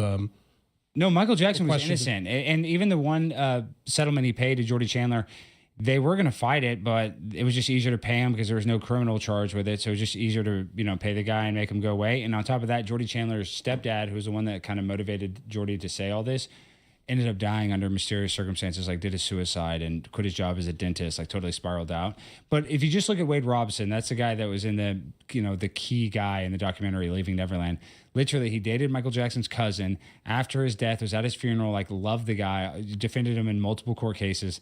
And then all of a sudden he's dead. He's like, oh yeah, he molested me trying to get. There were some weird circumstances surrounding Michael Jackson though, despite. Well, Macaulay Culkin and Corey Feldman both slept at his house with him and said nothing weird happened. I do believe that he was a little bizarre. They did Arrested Development, but I wouldn't know what it's like to be like a superstar celebrity at 5. Sure, but if Epstein were to do those things and just have, I had some people sleep over my house. Epstein was guilty. Totally different. Michael Jackson was not. Because Michael Jackson was investigated by the FBI, he never went to jail. Yeah. So if there was any evidence that could have nailed him, I think they would have nailed him. So Michael Jackson was innocent. And it's very likely that Michael Jackson was innocent, like didn't do anything. Now what about R. Kelly? Oh no, he urinated. Yeah, he's guilty. That. Yeah. Oh, you didn't see the tape? No, I thought. Have you never seen him? No, I didn't watch it. Well, I have it on my phone. If you want to watch it, you have it on your phone. I'm a big R. Kelly. Wait, she was an underage child. No, she wasn't. I don't think. Well, I don't have it on my phone. That's a joke. This guy. Was she underage in that? The girl in the video? I don't know. I don't just say, well, allegedly. Like well, otherwise, wait, what would be illegal about it then if she wasn't underage? Oh, I guess maybe she was. Well, maybe I haven't seen the video, but I could have sworn I've seen that video. But maybe. Good thing you don't really that's have a disgusting it on thing. your phone, then. I don't really have that on my phone. Oh my gosh, that is a bad joke. Well, I thought he just peed on a woman of age. I forgot that it was a child. I understand it correctly. It was an underage person. It was an underage person? I think so. I think it was like 17. Okay, well, I've not seen it. I was just making a bad joke, but I didn't. Maybe you have more in common with Epstein than you thought. He did pee on somebody. No, you both have this type of content on your phone. You're the one that's defending Epstein. See, I don't understand. That's the hill you want to die on. Like, I get. What do you mean by defending him? No, I just think like, there's it doesn't seem like it's like that connected. It doesn't seem like there's that much information to really connect them. Like, we don't see anybody that's guilty. Like, you had to have heard yourself. There's way more evidence incriminating Epstein than there was. No, I think you overpromise on a lot of the Epstein stuff to make it more salacious, to sound like a more sexy. No, it's salacious enough. I think it's salacious enough, but I think you need to go through. I don't think they're eating children. You don't think that? I don't think that, and I don't think there's much evidence of that either. You don't think cannibalism exists? I do think cannibalism exists. I don't think there's evidence of him doing that. But when you start tacking on all this extra bullshit, it really muddies the water of the legitimate. Why are you personally? Even if people said that he's an astronaut, why do you even care? Like, it's weird that you get butthurt because it muddies the water of the legitimate story. There's a legitimate story to be had here, but no, you want to tack on a bunch of extra random bullshit to make it sound more salacious. That's the issue here. I think it's so bizarre. I want to protect Jeffrey Epstein. Yeah, dude, you're on his side. He admitted it. I heard that. In this argument, you have been defending him, dude. You sound like such a shill. It's ridiculous. You're like literally. No. I want evidence. I want evidence-based accusations. You don't care about any evidence. You will accuse anybody of anything. There's 3 million. Just because they're emailing about jerky doesn't mean they're eating children. It doesn't make sense. The Prime Minister. He's with the most important people in the world, and they're sending odd. Therefore, they're eating children. I would say that they probably worship the devil. A lot of these people that are in high, powerful positions like that, yes. And I would think that they do satanic rituals. Dude, so have you ever heard of like Skull and Bones? Yeah. They went and what did they go do? That proves it. They No, went you and told stole me. Geronimo's skull. I'm saying, so what they do is they do weird stuff with bones and bodies. I know that you can't understand that. No, I believe believe you're too young. Okay, You don't get yeah. that these people are actually evil, and they do weird rituals. There's a guy named Aleister Crowley. You should look him up. A famous occultist, and people would go to Hollywood parties where they would literally do spirit cooking. You looked up Marina Abramovich. You know who Marina Abramovich is? No, tell She's me. a famous spirit cooker, and part of her art is doing spirit cooking, where they get blood and piss and semen, and they write words on the wall, and they summon devils. And she's been on Microsoft commercials. Do they She's actually hung out. summon devils, or they try to? They try to. I would argue that if God is real, which I do believe, then there are evil spirits. So the devil's real. I want to, before we go to Super Chats, I want to ask you about this. So, Kalshi's got this thing. We were talking about this earlier with the aliens. Will the U.S. confirm that aliens exist before 2027? Anymore. And right now, really yes, at spiked the other day 17 when we cents. talked. So if I vote no, and I put in $100,000, I will make $19,000 this year. 20 grand. That'd be a good time to get in with all the hype around these aliens. What do you think? Put 1,000 just right now, just for fun. Just put $1,000. I'll get $191 at the end of the year. $200. Those are better margins than my bank. Do you think they're going to say yes? You fade it. You say no. You fade it. If you say all right, we're going to go to your Rumble rants and Super Chats, so smash the like button. Share the show with every person.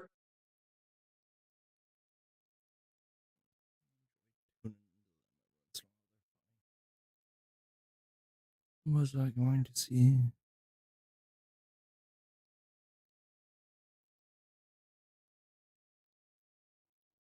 Konnichiwa. So when I went to Japan, I discovered all sorts of things that they simply don't have overseas, but by far the most shocking was this mouse mod for the G Pro X Superlight that just makes it a 20 times better shape for claw. It's a 3D printed piece that you just attach with some adhesive. It gives you an area to rest your ring finger, an area to rest your pinky finger, and it's crazy. This is just like 20 times better than the standard G Pro X Superlight, and I'm going to gatekeep the brand.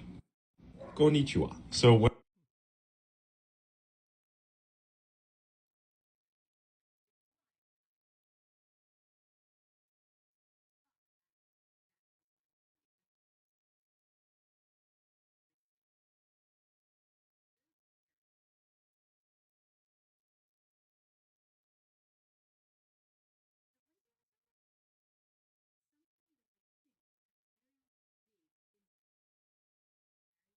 There's a fake one. This one you can buy a little Saigon.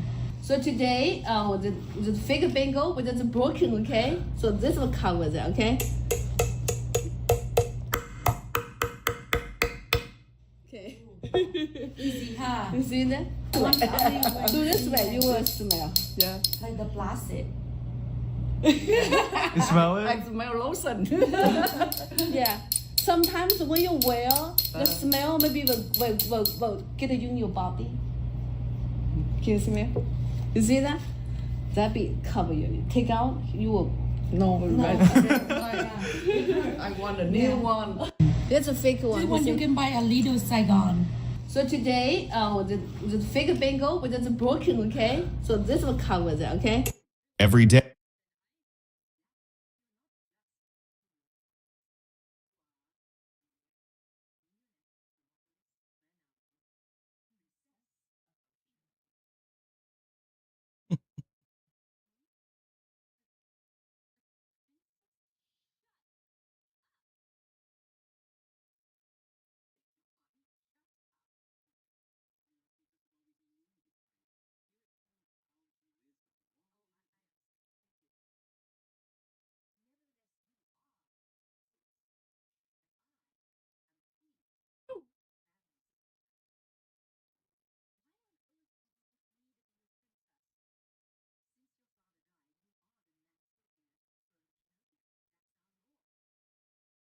Switchy Geeky, 5 seconds challenge, let's go. Oh, time. Oh, no. Roller. Oh, my.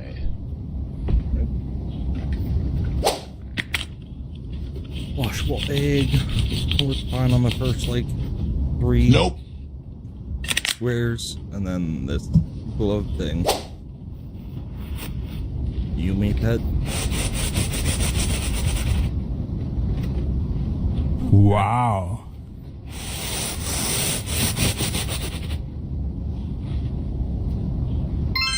There's no misses. Something like fish in a barrel, it's no different. Blindfold on me, I still got the most vision. Trendsetter. That's interesting.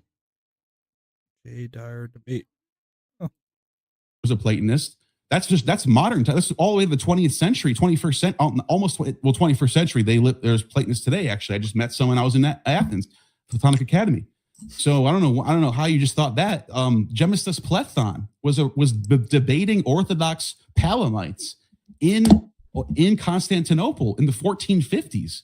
He was a Platonist. What do you mean they died out in the Middle Ages? That's just wrong. But actually, I would argue that there's a straight line from today to Plato. And the reason you might say, well, where do they all go? How come they all just first of all, they got kicked out by Justinian, but second of all, we don't want massive people. We want elites. We want people who can think with reason. It's true. We're not trying to go out and convert people to Platonism. That's what you do, because that's what it is. It's a corporation. It's a religion. And so, what else was I going to say? Okay, so how much time I got left? Right now, it looks like you still have almost 2 minutes. Okay. So I'm sorry, you just said, over 2 minutes. Okay, you said I don't account for things like the one and the many, because the one is just everything's just descending from the one. But I already explained the emanations saw.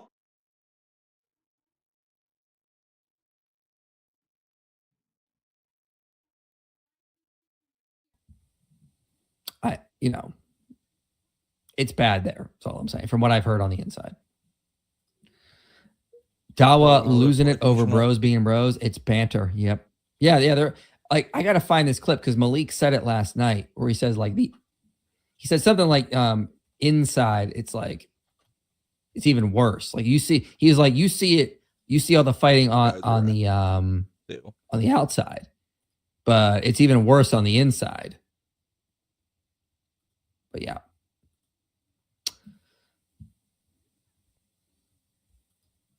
I gotta find that. I forget what I'm trying to think of what he exactly said in that thing. I don't know. I didn't watch his whole thing this morning when Thaddeus sent this over to me. But I don't know. Oh, here it is. Here. I can put this up now.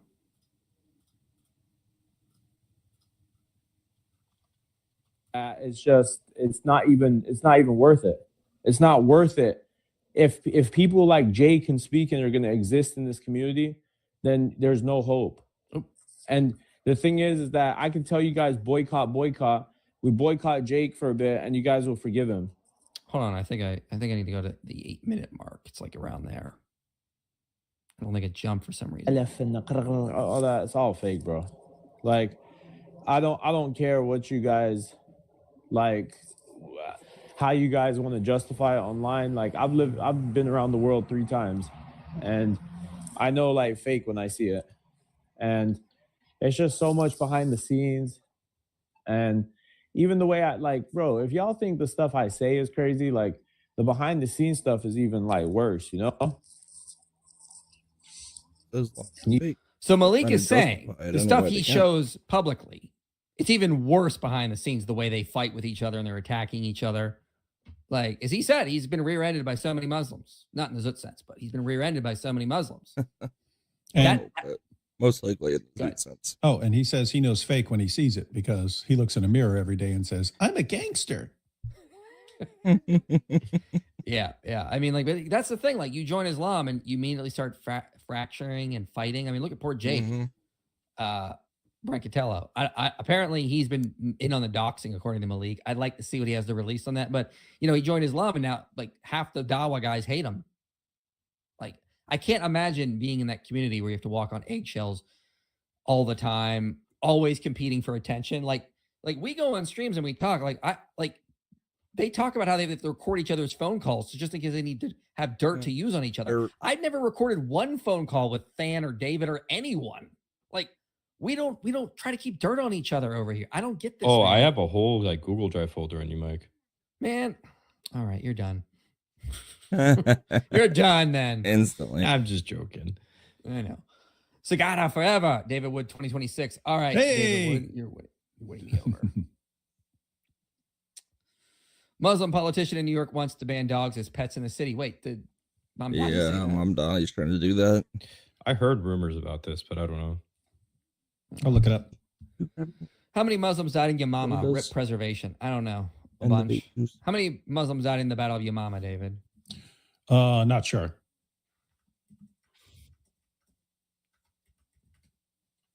Let's see. According to some estimates I just quickly looked up, 500 to 1,000, it looks like. Maybe as high as 1,200. When anyone claims we and Muslims have the same God, say theirs is the greatest of deceivers, our God is truth, theirs love death, ours is life. They are slaves of their God, ours has called us friends and dear children. Our God is the opposite of theirs. Very true. Yep. Please pray for my cousin's child. He's 12, and we just found out he has a baseball-sized brain tumor. He's having surgery tomorrow. That's good. We will pray for him. Sorry to hear that. Thank you for becoming a channel member. I'm always grateful to hear men speaking up for women in Christ's likeness. Thank you. Thank you so much. This super chat just says, Zut. Powerful. Hi, David Wood, IP, and DE. Why are they calling you DE, Than? DE. I don't know. Bit off topic, but there's a content creator, Monte Mater, very progressive, uses the Bible to go after conservative Christians. I'm not sure she's being very truthful. Love to hear your thoughts. Never heard of her. Oh, they probably just don't know my name is Than because I'm dumb employee right now. Oh, I see. Didn't even finish reading my super chats. Worth Hermano ever. Sorry, man. Sorry. I'll go back to it. Sorry. David Wood, Cigada forever in the most cartel gangsta voice ever. Yep. There. I read it. Cool. I hope you're happy now. All right. So yeah, that's what I found looking into the whole Islamic numbers for the night. I don't think we have any good evidence, given that we're seeing high apostasy rates among Muslim youth. We're seeing very low retention rates for Muslim converts, and even their birth rates are starting to drop. You combine that with the Dawa scene collapsing and them all just focusing on themselves, not working together. And Malik, for all of his stuff he gets wrong, he is right. He's absolutely right. The Dawas bros need to work together, and if they don't, Dawa is going to keep collapsing. But the problem is he thinks he should be in charge, and that's where they're all like, I'm in charge. They're all saying I'm in charge. Yeah. None of them want to actually. They're all leaders. Work with each other because they all want to be the star. And then what are you guys going to see happen? Dawa will keep collapsing, and we will just be there for the show at this point because they're doing all the hard, heavy lifting for us, which is making it a lot easier to collapse Dawa and get the gospel out. Dan's like, no, I can do heavy lifting. I can deadlift 500 pounds. Okay, Daisy Dukes. I can. All right. I can. I challenge you to a bahala of lifting, David. As long as it's a game of bahala. Young D Wood would have crushed you. Old D Wood wouldn't even try. Fair enough. Silent Watcher says, I had a super chat you missed. Man. Come on, man. All right, I'll look. Hey, 95% of the time when they say you missed a super chat, you didn't miss it. They just weren't paying attention and they missed you reading. Okay, I'm looking for Silent Watcher. Silent Watcher. That's the Warner. It's a superhero name. I'm not seeing it in my list, man. I'm not seeing it. I don't know what you're talking about. I'm scrolling through all the super chats because they get saved, and I don't see that profile pic anywhere in here. So maybe it didn't go through. Ban. Oh, wait. Here it is. Oh, never mind. Even with Islam declining, how much damage can they still do to West? I did read this, man. You did read it. Totally read that, man. That's what I said. I told you. It's almost always they missed it. They missed it. Very rude. Very rude. We forgive you, though. Yep. That's what I got. I think David and I will be live on Godlytics channel Wednesday. Than and you and I are doing a call-in stream Thursday for Muslims to call in and debate the Islamic dilemma like we had talked about. So that'll be Thursday. That'll be fun. Thursday afternoon. Yes, sir. So, David, don't stream Thursday afternoon. Stream Thursday evening if you're streaming, because we're doing Thursday afternoon. I'll do what I want. All right, fine. Very rude. All right, we'll see you guys next time. We're going to close this out, but we'll be live again Thursday. And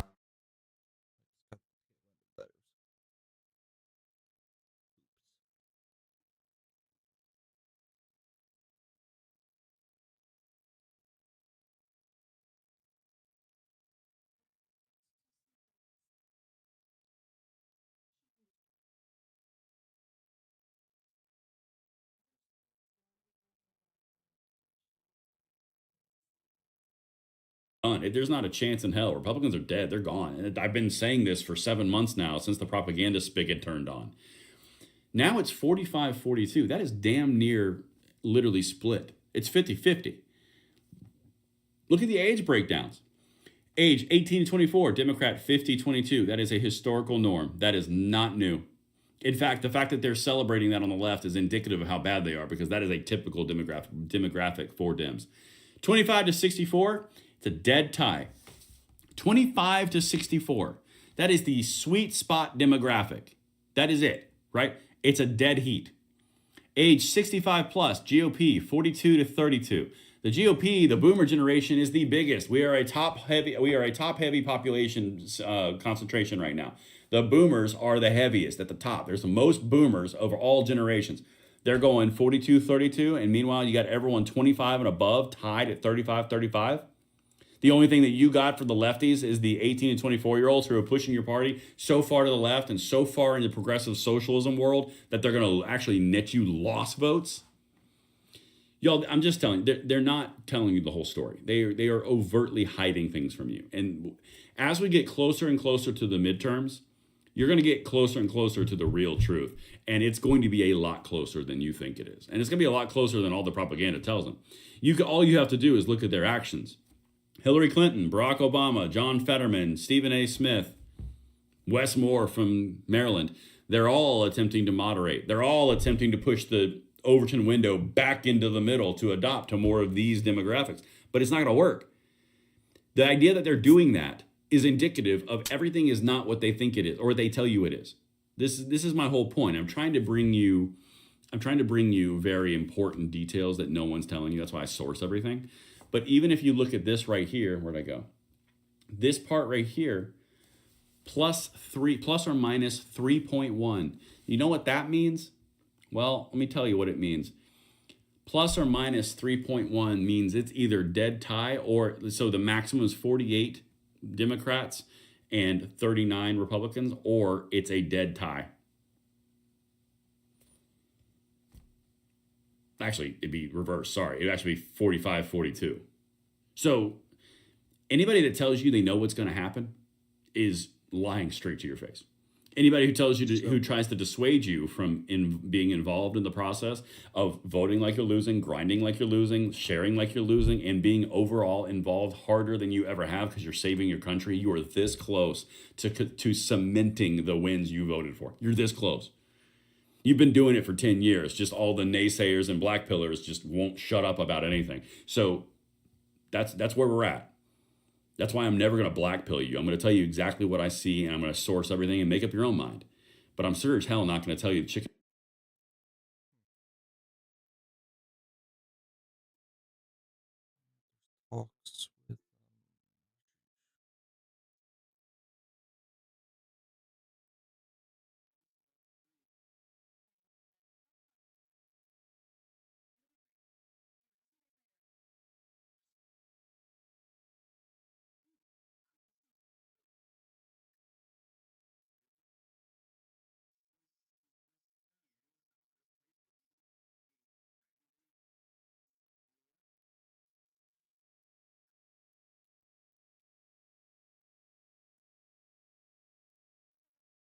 Hey, what's up, guys? Riff here. So today we're going to be looking at another very serious case of red derangement syndrome.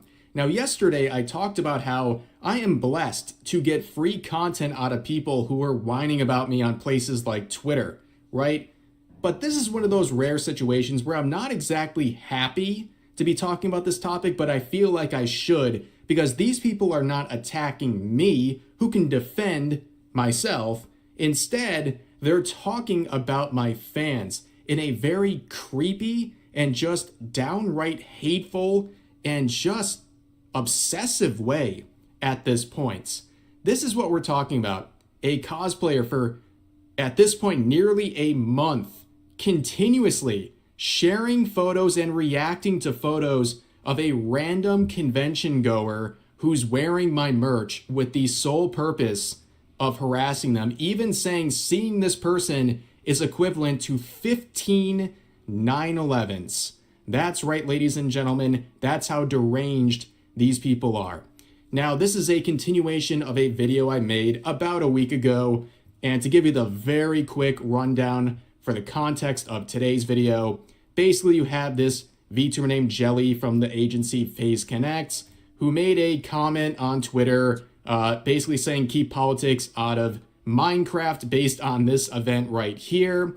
FaZe Connect ends up coming out with a statement condemning her comments, yada yada yada. One of the people to leave hearts underneath this announcement was a cosplayer named Gumbun, who is closely tied with FaZe Connect. They work with her quite often. They promote her pretty often. So she is also someone who has recently claimed to foster a wonderful community and wants to have a loving and understanding community that welcomes all walks of life and identities. And as pointed out in the comments, not only was she putting hearts underneath a statement a lot of people didn't agree about when it came to Jelly's comments, also she was reposting and replying to tweets that were disparaging Jelly. You know, the agency she has built her entire cosplay career around. Now, of course, this was what I talked about in the previous video. Some individual at the very beginning of January, and that's important to remember, posted a creep shot of what is either a staff member or a regular convention goer. It really doesn't matter at this point, but he was wearing a piece of my merch, a Rev Hiyori, okay, and they posted this creep shot of the guy with the sole intention of publicly humiliating this person on Twitter. And of course, the cosplayer Gumbun decided to reply by saying, dude, me and some of the other arcade staff saw this yesterday and were like, huh? Now, of course, this person is very brave to continuously attack my fans, hiding behind a block because, of course. But this is the new stuff. Apparently, this goes even deeper than the previous situation I was just made aware of. So you can see, this is unprofessional behavior from someone who staffs conventions. So you can see on a FaZe Connect Discord server, Gumbun says, seeing a guy with a dev, they meant to say Rev, Hiyori at MagFest was like 15 9/11s. And they post a new photo, ladies and gentlemen. This is a new photo, okay?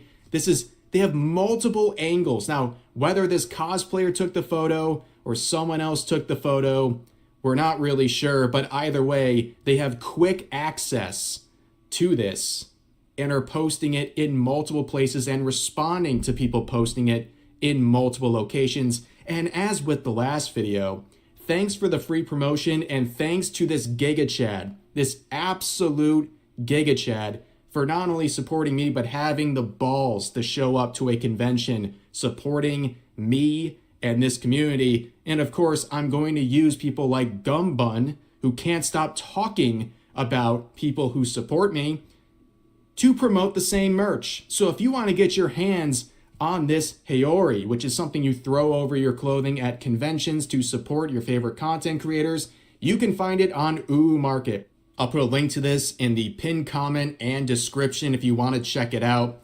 As always with Ooh Market, they're pretty much the pinnacle of VTuber related merch. It's very high quality stuff, as you can see right here. And I think the smug demeanor of this artwork here not only is great, but also really fits the situation because people are seething about it out in public, and we're here laughing at them for being so unhinged.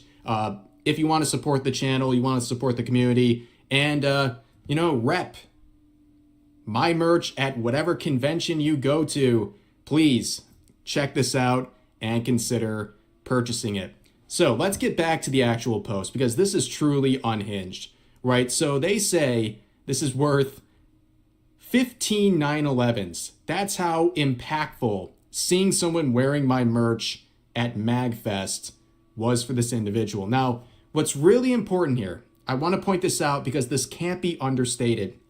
The original post we saw from a different user that Gum Bun reacted to was posted in the first week of January.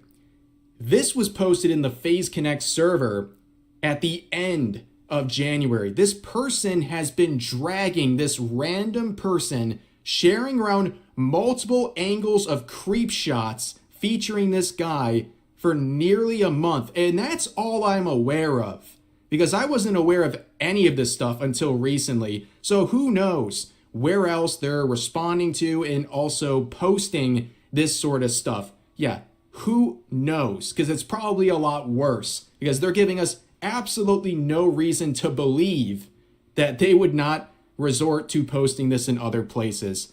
So yeah, number one, it's not a great look for this to exist in the FaZe Connect server, because it is not taken down. It was still up when people found this the other day. So that's not a very good look. I'm sure that violates all kinds of TOS in their server. I can almost guarantee it, because this was posted with the sole purpose of harassing and humiliating this individual. It's spiteful, it's weird, it's another creep shot, another angle of the creep shots on this guy. And you would think, as pointed out here, you would think as a VTuber cosplayer, they would understand that following someone around a convention, taking pictures behind their back is not okay. Yeah, you would think so, right? We live in upside down worlds where it's the cosplayer sharing photos and creep shots of a convention goer. Like, that's typically the other way, but now we're seeing this version. Very weird. But also, you can see here, look at him silently mocking the haters with a smug look, even from a fan's merch. Gotta love seeing him make these people like her seethe at his mere presence. The bro was literally just standing there, menacingly, causing all of these people to freak out. And from my understanding, it seems like there's multiple people involved with taking pictures of this guy. You're all weird. Listen to me. You're taking creep shots of a stranger at a convention because he did the high crime of wearing merch you don't like. You are weird, you are hateful, and you should be shamed. That's all there is to it. Anyone who disagrees with that, they just don't like me, right? And they want to find any sort of a reason to justify this creepy and spiteful behavior. But also you can see another comment saying, in quotes, some random wearing VTubing merch from a drama tuber is worse than an actual tragedy where innocent people were ended, end quote. Actual regardation and a callous insult to actual loss of lives. All for clout chasing and purity testing, pathetic waste of air. And also people were quick to point out the actual math here. If you want to break this down to really get a taste of how insane this comment is, this person says basically, if you do the math here, I would be responsible. Someone seeing merch of me on a convention goer is worse than the deaths of nearly 45,000 people. And this one down here, they say 30 crashing airplanes. Small correction, if you include the one that landed in a random field and the one that hit the Pentagon, we'll multiply that again. So they're saying seeing someone wearing my merch is more powerful to them, more harmful than 60 crashing airplanes. Insane stuff. But also, this user brings up another point, saying PSA for those attending various conventions. And I don't want to single out those ones right now. I'll explain why in a second. If you attend these cons wearing certain merch, just be warned that a certain cosplayer will be triggered into taking creep shots of it and inciting harassment against you. Well, here's the thing. Again, we don't know if it was directly her taking the photos, but she's gladly sharing it. And there's also some sort of a market out there for those who are doing it. And yeah, you know what?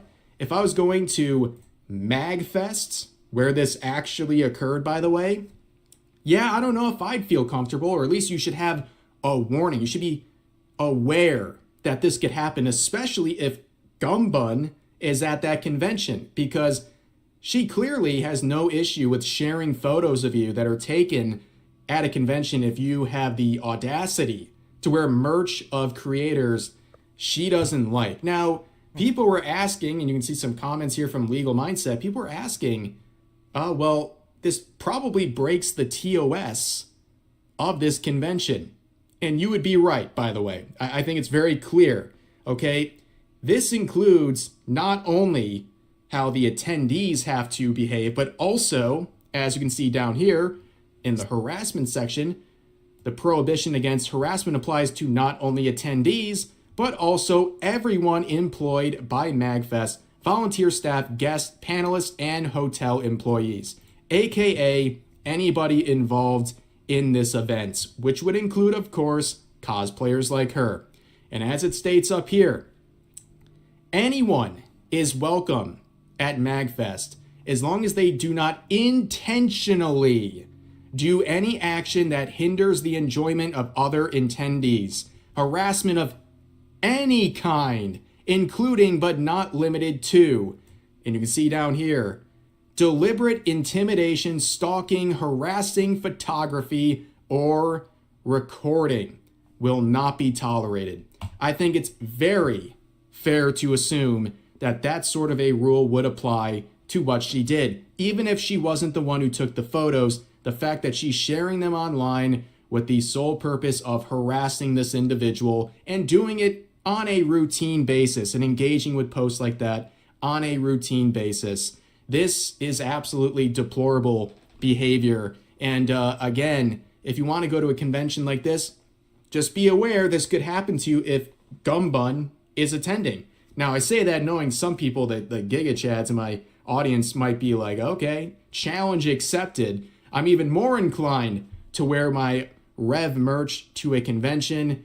Okay, you know what? I can't stop you. But also, while looking into all these various Gumbun related situations, I found something involving Kirsha, because of course anything involving canceling and attacking VTubers always ties back to her as well. Now, the context of this clip, this is Kirsha raiding Fillion, and because Gumbun cosplayed as Fillion, she had this GIF on deck and made this message in response.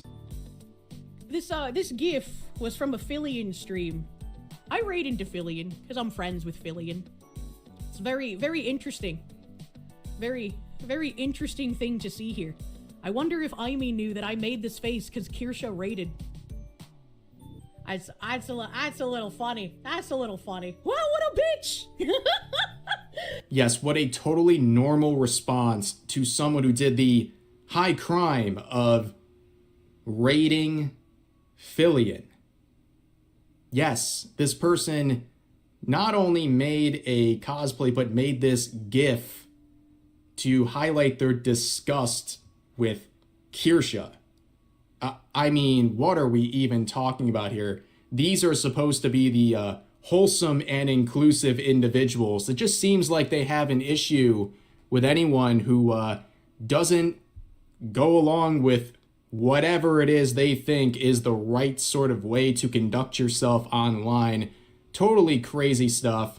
But I also want to add a correction at some point in this video, because this was my reply to the initial thread we were looking at with the new information. And all the stuff up here, totally fine. I agree with it still. But there was this part right here where I said a FaZe Connect talent joined in on the needless attack. And I want to add some more context, because the original screenshots I saw, some of them in the replies to the original tweets, they were showing things out of order, which kind of looked, yeah, not so great for the related talent. But I got this shared with me with like the full context, like going back in the logs. And Aimee, the individual that was talked about in the Kirsha clip, was the one who was reacting to some of this stuff.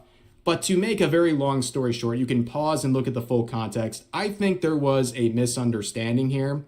where it begins by Aimee talking about a game dev, using actually dev as the short form, right? And then somewhere down the road, there's this Rip is the dev Desu, because some people said the dev might be passed away. That has no reference to me, by the way, just because it has that at the end. But then you see basically out of nowhere, Gumbun saying that she saw a guy wearing a dev Hiyori at MagFest. And that's where she says in the 9/11 comments. She misspelled Rev as Dev. Very important, I think, for context. And eventually, Aimee was like, oh, a Dev Hiyori? Basically, show me, right? And, of course, Gumbun says, yes, I will show you. And then, eventually, you can see the photo coming up. And after showing the photo, they say, I meant Rev, I'm sorry, not Dev. And then basically Aimee just laughs about it a little bit. And then they're like, I'm wondering why, blah, blah, blah, blah.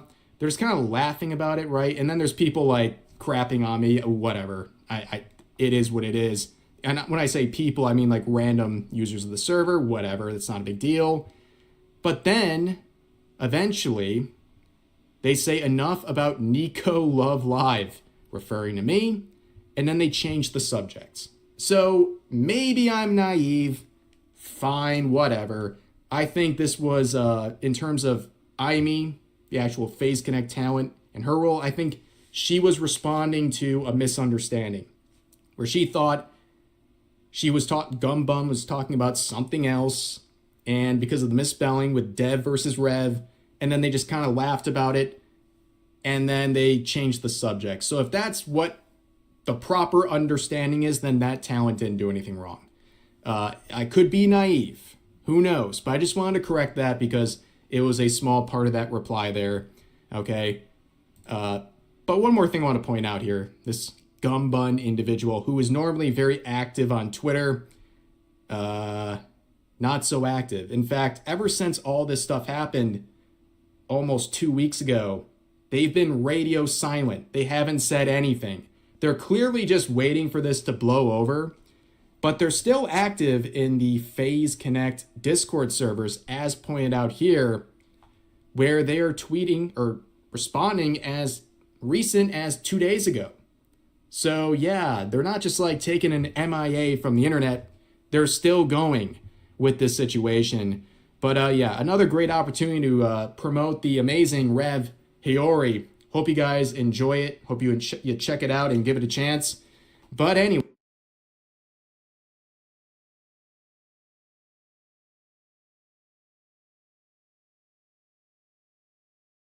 Amigos and amigas, it's time to go demon mode. You know, I'm just copying my favorite influencer of all time, Misgift. You burned my house to the ground! My family's dead! What do I do? So in case you guys don't know or forgot about it, a few months ago, Misgift said that he was going to start suing Emeru and Asmongold and people who are lying about him, right? And he said that he was going to go full demon mode, destroy everyone, and own them and expose everything, bro. It's time to go full demon time. It's clearly obvious at this point. It's full demon time. Why not? It is time to go full demon time. Just letting you know. There is no holding back. Who cares anymore?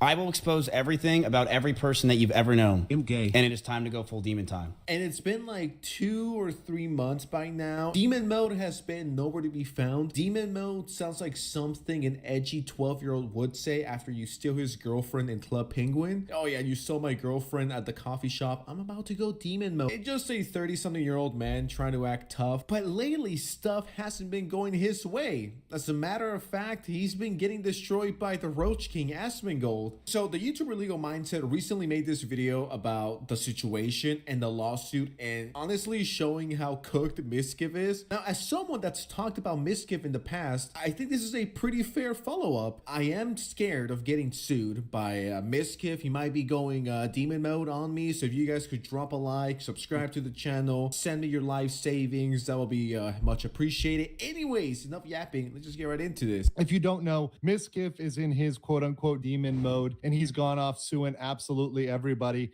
including one Asmongold over here, who is a defendant in this lawsuit, as well as OTK, King, and Mythic Entertainment, and Emaru himself. So Emaru also named in that as a defendant. Now, today we're going to be going over specifically the motion by Asmongold. So we're going to go over Asmongold's motion to dismiss. There are other counts in this lawsuit, so it's not just Asmongold. All of these parties have different counts against them, and they do need to knock those out one by one. But Asmongold is trying to get himself removed from this, and he very well may be successful in that. Now, of course, Emaru is still party to this and still very much involved in this. And Miskiff over here, the plaintiff, making statements about Emaru that, especially in Texas, as we've covered other Texas cases, can get you a temporary injunction, which may end up where you can't speak about them online anymore. I'll never forget that Miskiff claimed that abuse and him once again getting abused by Emaru was Emaru throwing Kirby plushies at him. But Emmy was also violent.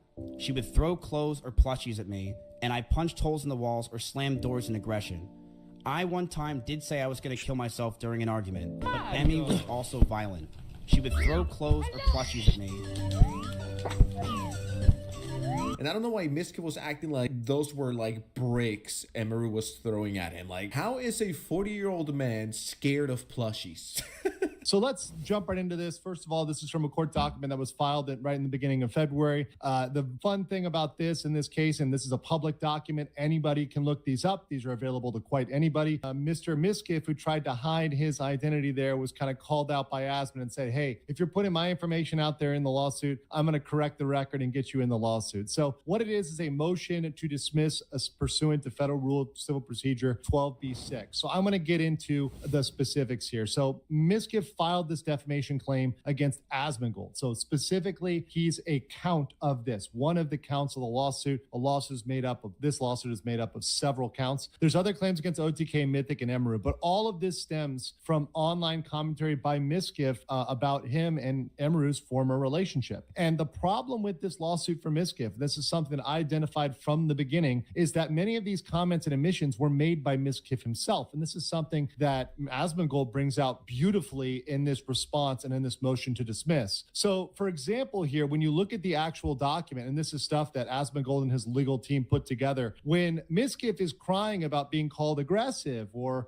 being called hostile, well, here's the exact quotes from Miskiff. Here's what Miskiff said. I punched holes in the wall or slammed doors in aggression. So he's calling himself aggressive. He then goes on to say, it's not going to be to go back to the place I once was. I was suicidal, depressed, and taking every type of drug possible to fix my brain. And in doing that, I hurt myself more. I was on steroids because I thought I would fix myself. I was taking shrooms. That's referring to, allegedly, it seems like psilocybin mushrooms, which are hallucinogenic, in case you don't know, every day to fix my brain, but that destroyed me. I'm sorry to interrupt, Mr. Lawyer, but I have to say this. I refuse to believe that people are this stupid to incriminate themselves this much and then make a lawsuit. Now, it is America. People sue you for literally any reason. It is truly not shocking that Miskiff is suing people. So when these influencers start suing each other, am I shocked? No. I mean, dude, it's fucking America. If you look at someone the wrong way, they could be like, that was a hate speech thingy you just did, so I'm going to sue you because you looked at me for more than 3 seconds and I felt uncomfortable. People sue over the stupidest shit possible. It doesn't mean it's real or that it carries any weight. So when I first saw the Miskiff was suing Asmongold and Emaru, and especially trying to silence Emaru as someone that was actually the victim, I was just like, dude, you're so fucking corny. You're such a fucking joke. Suing the girl and then suing Asmongold for talking about it, it's like,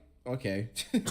I actually do hope you lose. This, along with the bruises that Emaru got, along with other stuff that, I've covered, you are not winning this one, or at least it's not going to be as easy as you think it is. Yeah, guys, I was suicidal. I was on steroids. That's just the old Halo. I tried acid. I punched walls. Do you think someone's going to look at that and be like, you know what, Miskiff? You are innocent. Emaru, you have to pay Miskiff $1 million and you have to go to jail. And the Asmongold, you need to go take a shower. because ahead they're and go to talking jail. It's like, about do you him. think that's gonna happen? It truly shocks me that someone as dumb as Miskiff exists, let alone has a fucking platform. Like, yeah, guys, let me incriminate myself even further. It's like, oh, come on. In doing that, I know I effed up so bad and hurt so many people around. I lashed out. I was angry out of my mind. So in his own words, he was angry and out of his own mind. So commenting that someone is aggressive or angry or was out of their mind based on their own comments is not defamation. That's just stating the factual truth. And then he goes on to say, I did take steroids and that gave me insane anger issues. His own words, once again. I said that if she goes after me, I will go nuclear. And that's exactly what I said. And that is what I'm going, and that is what is going to happen. So saying that he's going to go after her, right? So there's going to be retribution. There's going to be payback, right? That's fair game, right? Saying he's going to go and get some sort of revenge because he said it. And this is summed up. You can see here this statement by Asmongold's lawyer. Miskiff openly admits that he was violent, hurt people, lashed out, had insane anger issues, took a host of drugs, and told Emeru that he would go nuclear on her for publicly speaking about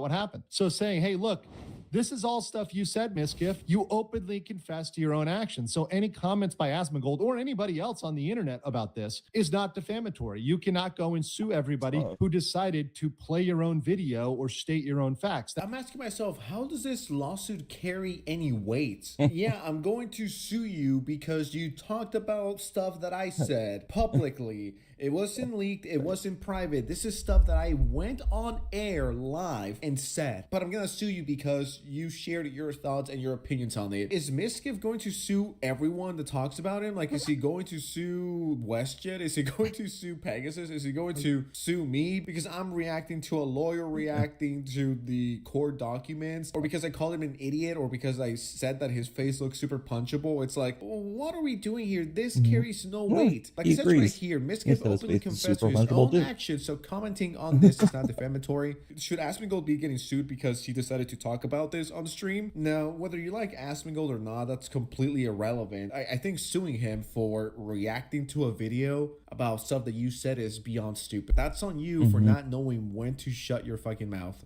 I don't know, skill issue, cope. The other big thing in the lawsuit, and this is a huge part of it procedurally, is Miskiff does not give any specific timestamps or quotes that are defamatory. So all he says is Asmon defamed me, and he links hours and hours of Asmongold videos without giving specifics. Now, look, I know a lot of guys love Asmongold, and you probably watch every video of his. Unfortunately, I'm going to miss you here. That's not me. I don't have time for that. Usually I have time for the clips or times for shorter videos that are processed, much like I have lives, and some people just watch the fast facts like this video, which is why I'm creating it today. People don't often have time to go through everything, but in a lawsuit, you have to do that. You have to say just in this down specific lawsuit. sentence, in this timestamp, this is the statement. You can't just link all Asmongold's videos and say, okay, somewhere in there he defamed me, go find it, court. That's not how it works in Texas or really anywhere when it comes to defamation. And Texas law is pretty clear that that's not going to hold up when it comes to the burden of proof. And there was one comment about going to jail that he threw out there saying Asmon commented about him going to jail, but that comment isn't defamatory. Let's look at that comment real quick. But anyways, they were asking about whether or not Asmongold had any opinion on whether Miskiff was done. Cooked, one might say. And this is what Asmongold's. I think that he should just take a break. Good advice, right? He should just try to legitimately just stop. I think he will continue spiraling, and I think it might have already reached that point, but I think it will reach the point where he ends up doing something and ends him up in jail. Straight up. He says, I think. I feel like a lawyer. I mean, he legitimately says, I think. He's not saying, I believe. I don't know. I should be a lawyer now. He doesn't say, I believe and I hope and I'm praying that he goes to jail. And since when is sharing your opinion lawsuit worthy? For example, I personally think Miskiff is a fucking bold retard. Is that going to get me in a lawsuit? Because in my very humble opinion that Miskiff is a bold retard, is that going to get me in the next lawsuit? The more I hear about it, the more I see of it, the weaker it gets. Miskiff and his lawyers are not even trying. Really, this is just advice. This is just saying, hey, look, you're spiraling, and when people spiral, they can end up in jail. That's something that happens. It's something very common. You know, sometimes it's something that's not that bad, and they, end up pulling up after they run in with the law. Sometimes it's something that's very severe and wrecks their life, and you wouldn't want it to be something that wrecks your life. So honestly, this is advice that you might even get from a friend telling you, hey, pull up, you're spiraling. You need need to do something different. And that's very, very much understandable. That is in no way, nothing about the statement is defamatory, says the lawyer. I would agree with that, not defamatory. Now, we have additional comments that had just came out, and these just came here and were just played, and I'll play this video for you right now, based on Miskiff saying he is now going to publish a book about Emaru and really about everything. So let's watch this clip here for a second and see what you guys think. I'm writing my book. I'm literally going to write my book, chat, and it's going to expose everything. It's going to be insane, by the way. It's already being written. I've already been writing it. I write down every single thing that happens to me and try to remember everything that's happened, which legit, I'm just probably going to go to 4chan and find out more that I forgot. It's going to expose everything. And my book is going to be $1, and it's going to go to the National Rabbit Society of Humanity, and that's where all the money's going to go. Dude, Miskiff's book is about to go fucking triple cardboard. No one's gonna be buying the Miskiff book in the Big 26. Like, that's gonna be the first book to make $0, even if he sells it for $1, even if he sells it for 50 cents.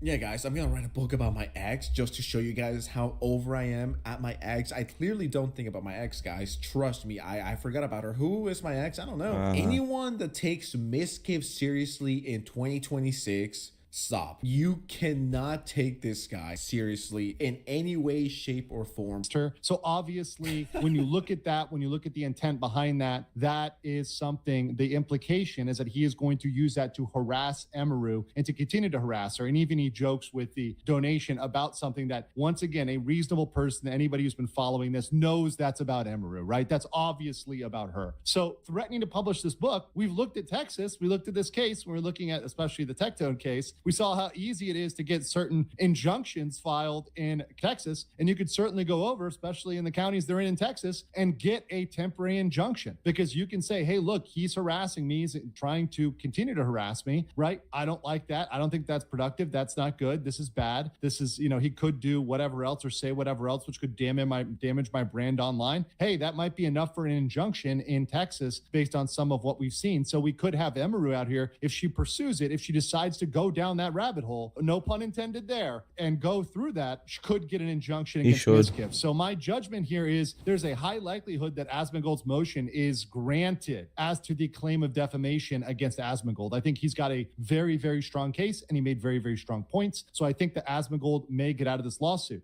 This does leave the claims against OTK, Mythic, and Emaru, but some or all of those may be subject to arbitration. So they may be able to pull those into arbitration and slow this thing down. Arbitration being private, out of the public eye, and definitely something that Mythic and OTK would probably want. Now, if Miskiff continues to behave like this, right, I think he's just going to continue to be exposed as weak. His case is going to be exposed as even weaker. It's going to actually poke holes in his own legal filings, and he can dig himself into potentially deeper legal trouble if he catches an injunction over this, which could last for a very long time. Yeah, I mean, it doesn't take a genius to know that his lawsuit is a fucking joke. It's just such a weak, nothing burger, waste of space and waste of time lawsuit. It's weak. It's falling apart as I'm talking. Yeah, it's such a joke. I don't know why anyone's taking this lawsuit seriously or being like, yo, Miskiff is going beast mode. He's going Mr. Beast mode 6000. He's going to destroy Asmongold and own all the haters. Anyone that unironically thinks that this is a Miskiff W is a...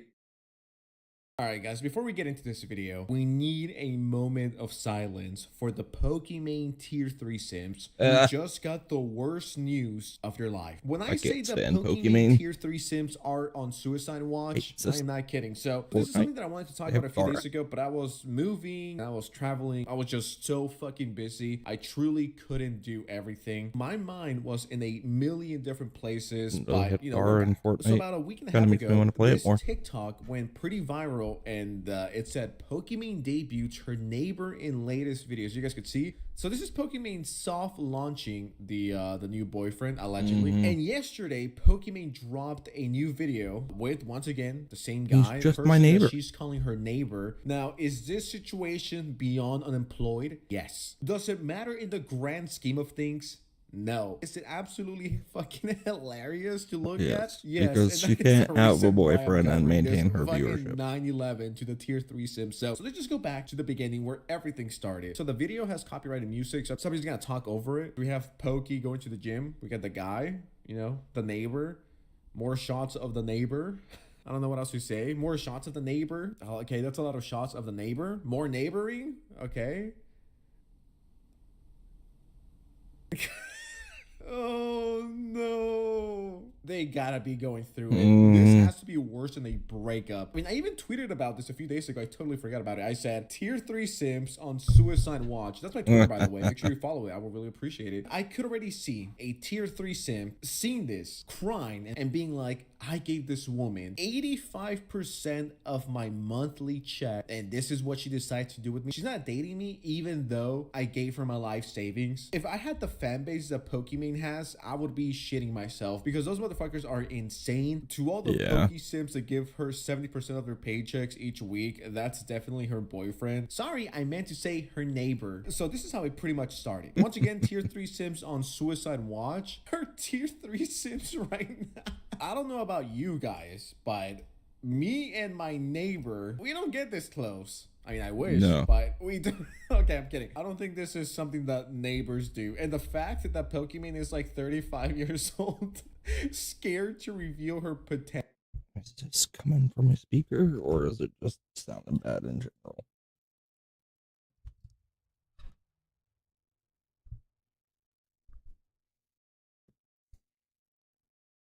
Might just be sounding bad in general. Let's see. Okay, we're back to normal there. Back to normal there. Potential boyfriend is fucking hilarious. Like, this point, who the fuck cares? You're rich, you're set for life. Like, man, you know what? Fuck those tier 3 sims. It gets so much worse. Wardrobe, I have to introduce you to a recurring character in my life. This is Chris, also known as Sunkiss, also known as my neighbor. We met at one of those everybody in the building gets together kind of parties. And then there were board games for people in the building, so we got to know each other at board game nights. Chris cooks a lot, gyms a lot, and he sings. Chris, sing. Nah, they're fucking. Yeah. Let's be real for a second. No man is going to sing on command for a random ass girl. If I'm with someone and I like them and they're like, yo, Oscar, sing. Dude, I'm fucking singing like the fucking Weekend, all right? I'm hitting them notes. But am I doing that for everyone? Fuck no.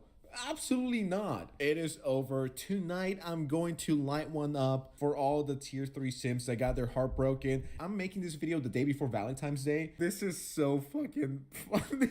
What neighbor cooks for a random ass neighbor unless you like them and you're trying to date them? Just use common sense, guys, okay? I'm living in this apartment complex or house, whatever it might be. There's this girl that I'm attracted to and she's attracted to me. And we're hanging out, you know, we're playing board games, listening to music, vibing, chilling. And the next day she's like, do you want to come over and cook for me? And I like her. I'm like, dude, absolutely, fuck yeah, I'm there. I'll be bunny hopping to that fucking door. But if it's some chick that I don't like, I'm like, fuck that. I'm not doing that. As a matter of fact, my grandma died for the second time this week. Peace. And shout out to that guy. You know, my respect to you. But Pokimane got this guy singing, hitting them weekend notes. He's probably tier 3 sub. Got this guy cooking for her. Do you do that for your neighbors, guys? I mean, I don't do that for my neighbors, man. Fuck my neighbors. I am like 85% sure this is her boyfriend, and once again, this is a soft launch, so people get used to it. They're like, oh, you know, that's a new character in the Pokimane life. Right. That's kind of all there is to say. Damn, I'm pretty boring. Okay, me too. Also, Come on now. Okay, me too. Also, he makes really cute sibling content. His brother and sister, who are both equally cute. Can you show them what you're cooking? This is a Chilean sea bass lemon caper butter sauce. Oh, and he sings a lot of songs in China / in Chinese. Yep. Wait, I've never heard you sing in Chinese. Really? Yeah.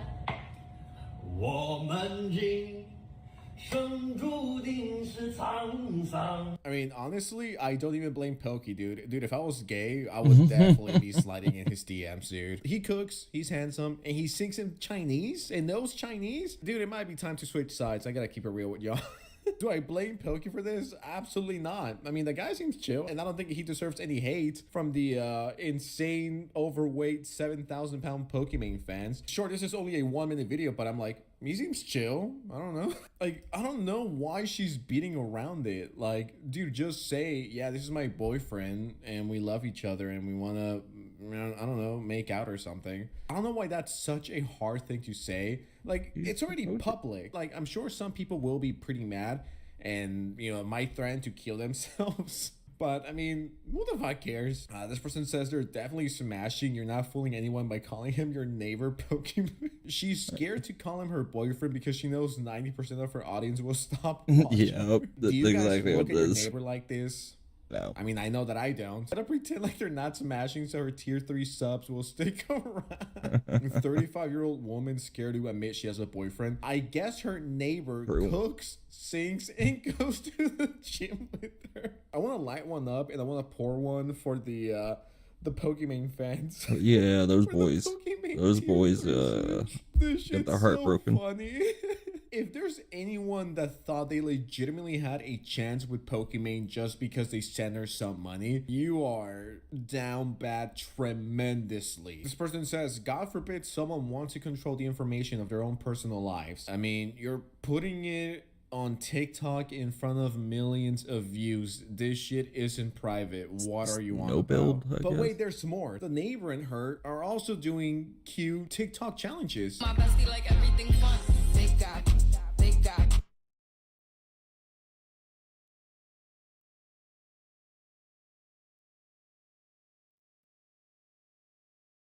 I got muted.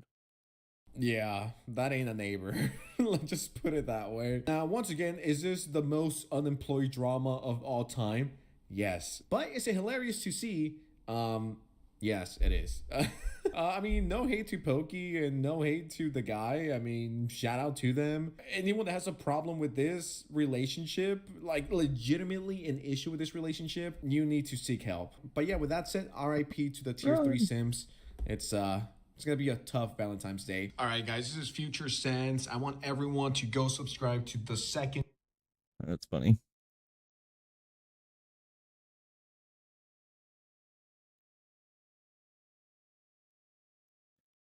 What?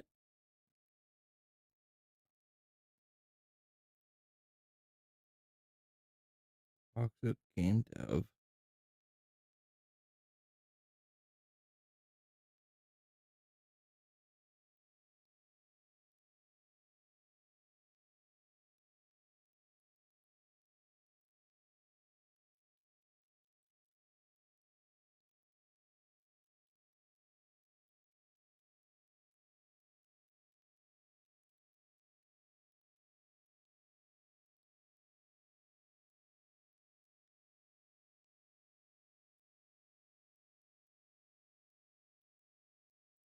Yeah, it was.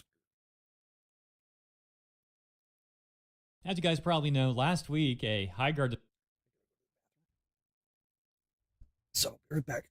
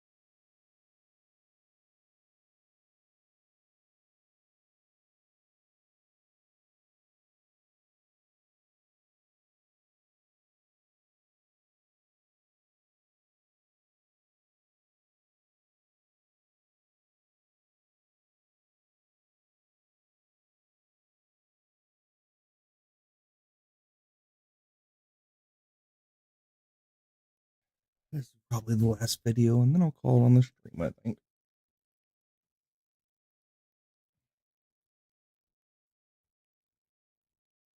Yeah, it's only 15 minutes. That's fine. Yeah. Last video, and then we'll call the stream. Developer by the name of Josh Sobel, formerly of Wildlight, as he was one of the people laid off, posted one of the most pathetic, out of touch, just obnoxious statements that a game dev has ever posted to social media. And we have an update on this guy. He has since, after a few days of getting criticism for his horrible post, deleted his entire Twitter account, although he does seem to still have his Blue Sky account up. Now look, I don't really use Twitter much myself. I don't fault anyone for not using it and or deleting their accounts, but when this dude tried to paint himself and Highguard as an innocent victim that did nothing wrong, and then got criticized again because his points were just awful.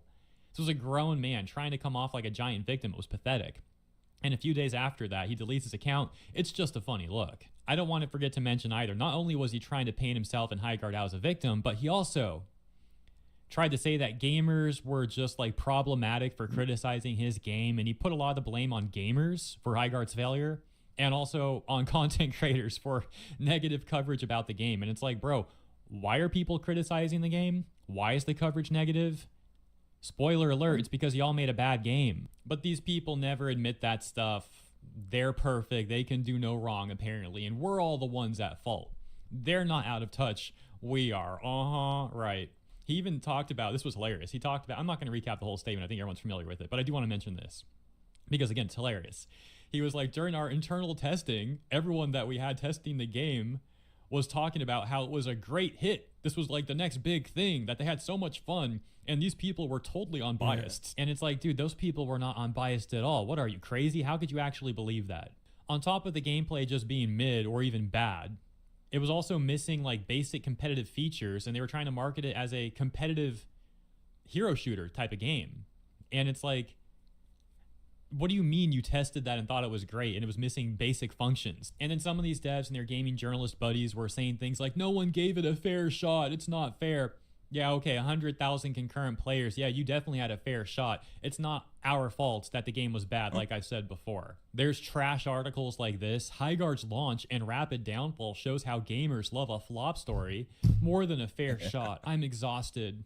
Oh, it's so exhausting, isn't it, Scott? It's exhausting how gamers won't just unquestionably eat the slop and give the corporations their money. Oh, we didn't buy the battle pass. Oh, we didn't buy the microtransactions. Oh, we didn't even play the game. It's so unfair. It's exhausting. I really don't understand how these grown adults in the gaming industry continue to act so pathetic and entitled and out of touch. It's just astonishing. This journalist, Scott, goes on to say, after playing it at a preview event in LA the week before it launched, I thought Highguard had awesome potential. Everyone else at the event agreed.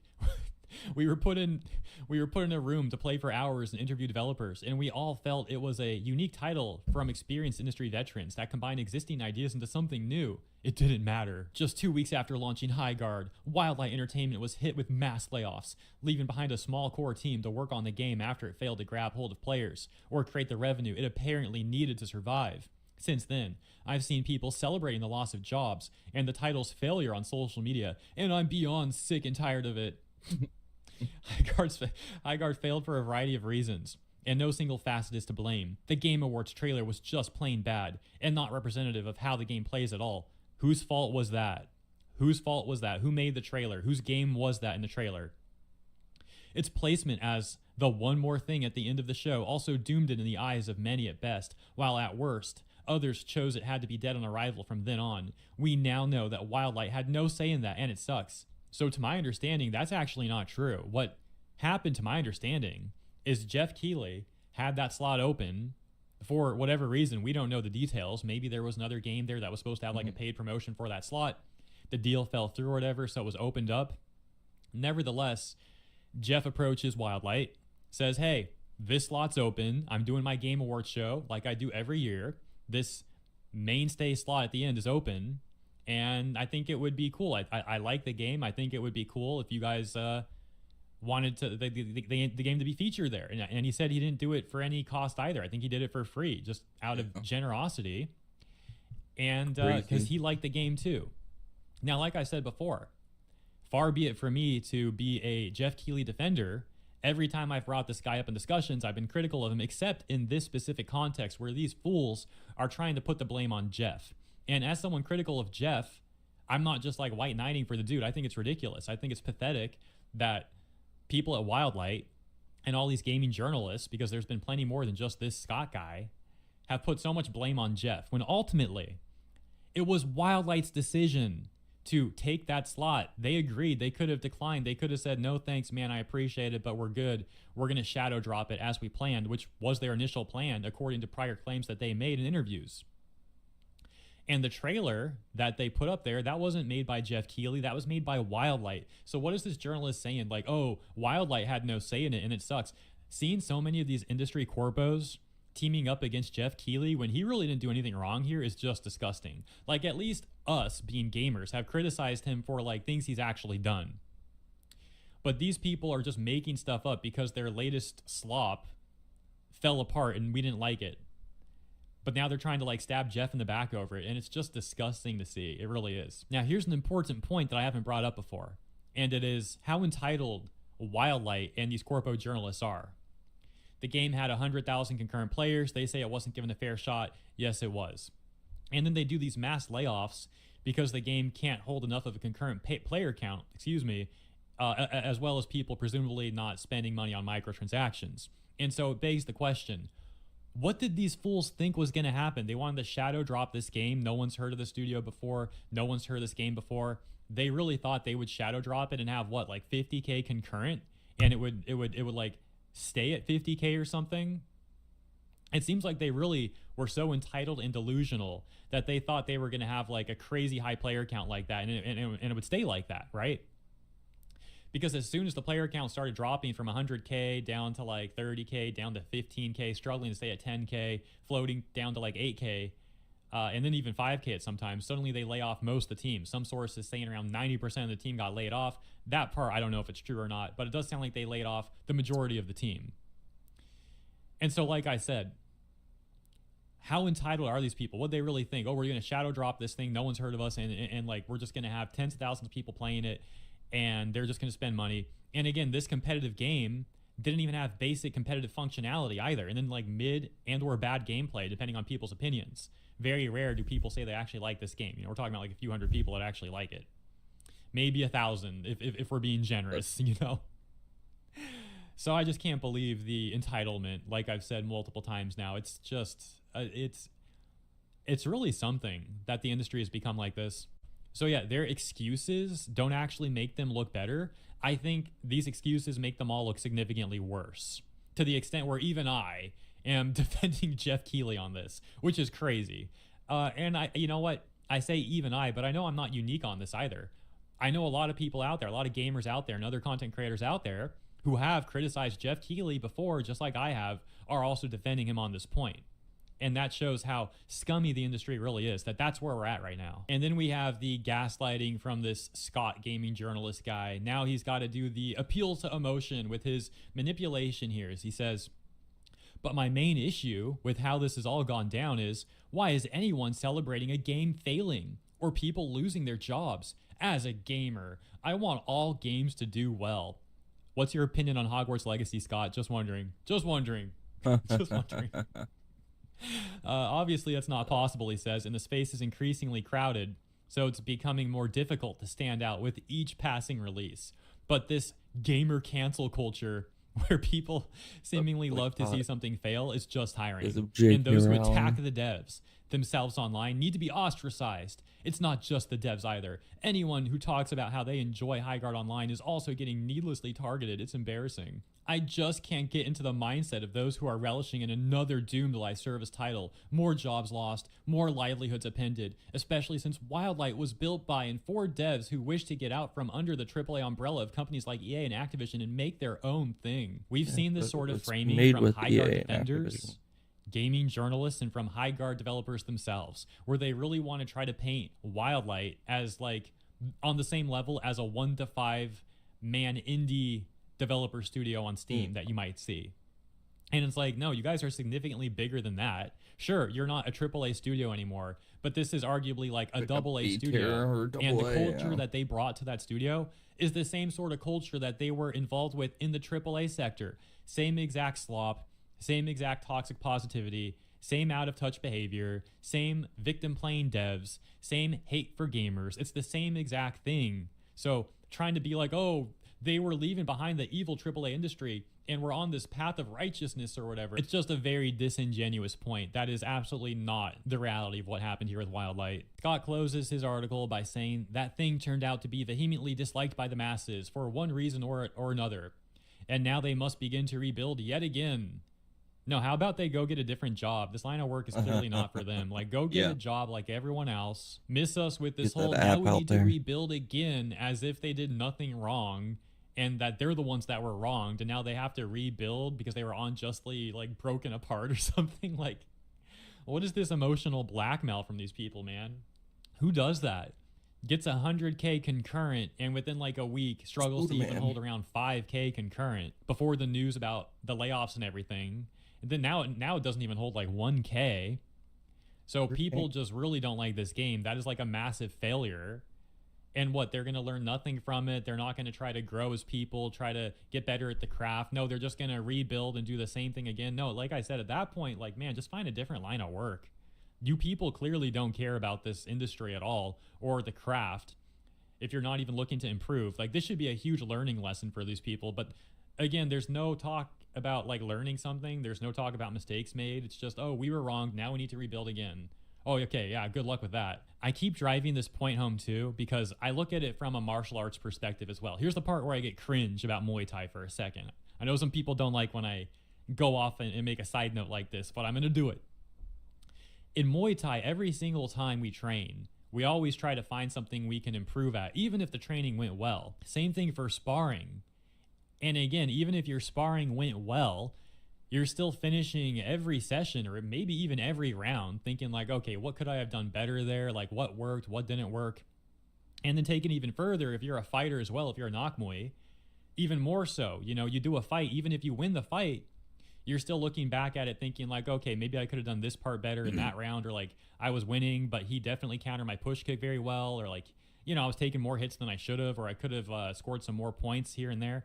There's always something you can learn, even when you're on the winning end, even when things are going well. So to finish the point, when I'm constantly around that sort of behavior where people are always trying to improve, whether things went well or not, and then I go online and I see these grown adults in the Western gaming industry who do a terrible job and act like there's nothing that they did wrong. There's no attempts at improving. There's just a lot of playing victim and blaming other people for their mistakes. And then also some gaslighting and emotional blackmail on top of it. And it's just such a pathetic thing to see. I'd like to end with this, a Reddit post on the official Highguard subreddit titled ex-Highguard dev Josh Sobel deleted the post. Josh Sobel is gone now, it seems. And this response that reads, I mean, to be honest, he left the post up way longer than I expected him to. Then again, he lacks self-awareness to not have posted it in the first place. So I guess that tracks. And I want to point out specifically this Redditor trying to defend Josh Sobel here, saying, let's be fair. He was just fired after a product he worked on for years failed. I think it's pretty understandable he was venting his frustrations. I might have posted something dumb I regret later too. So first of all, of course, someone's not going to be happy getting laid off, but that doesn't mean you run on social media and make a horrible post that not only makes you look bad, but drags down the entire studio too. That's what that guy did. So yeah, no, that's an excuse for his poor behavior. Second of all, that excuse doesn't even add up either, because Josh was already acting like that before he got laid off. The Game Awards occurred on Thursday, December 11th. And by December 13th, Josh was on social media already trying to misrepresent what was occurring with the criticism that Highguard was getting and trying to play victim, trying to make himself look like a victim. So no, it's not just because he was laid off. He was already acting like this about a month before he got laid off. I just thought that comment was pretty funny because it's like, that dude's really trying to defend the guy and he doesn't even know what he's talking about. At the same time, yeah, it's just one Reddit comment, but I also think it's pretty indicative of Reddit overall. I mean, you see stuff like that all over Reddit. People just posting completely false information about things, acting like they're 100% in the right, and then getting upvoted for it. Anyways, that's the latest with Highguard. I think that's all the points I wanted to make. Let me know what you think about this stuff. Thank you for tuning in. I'll see you in the next one. Okay, that's it for me. All right, everybody, have a good night. Thanks for coming out, and God bless.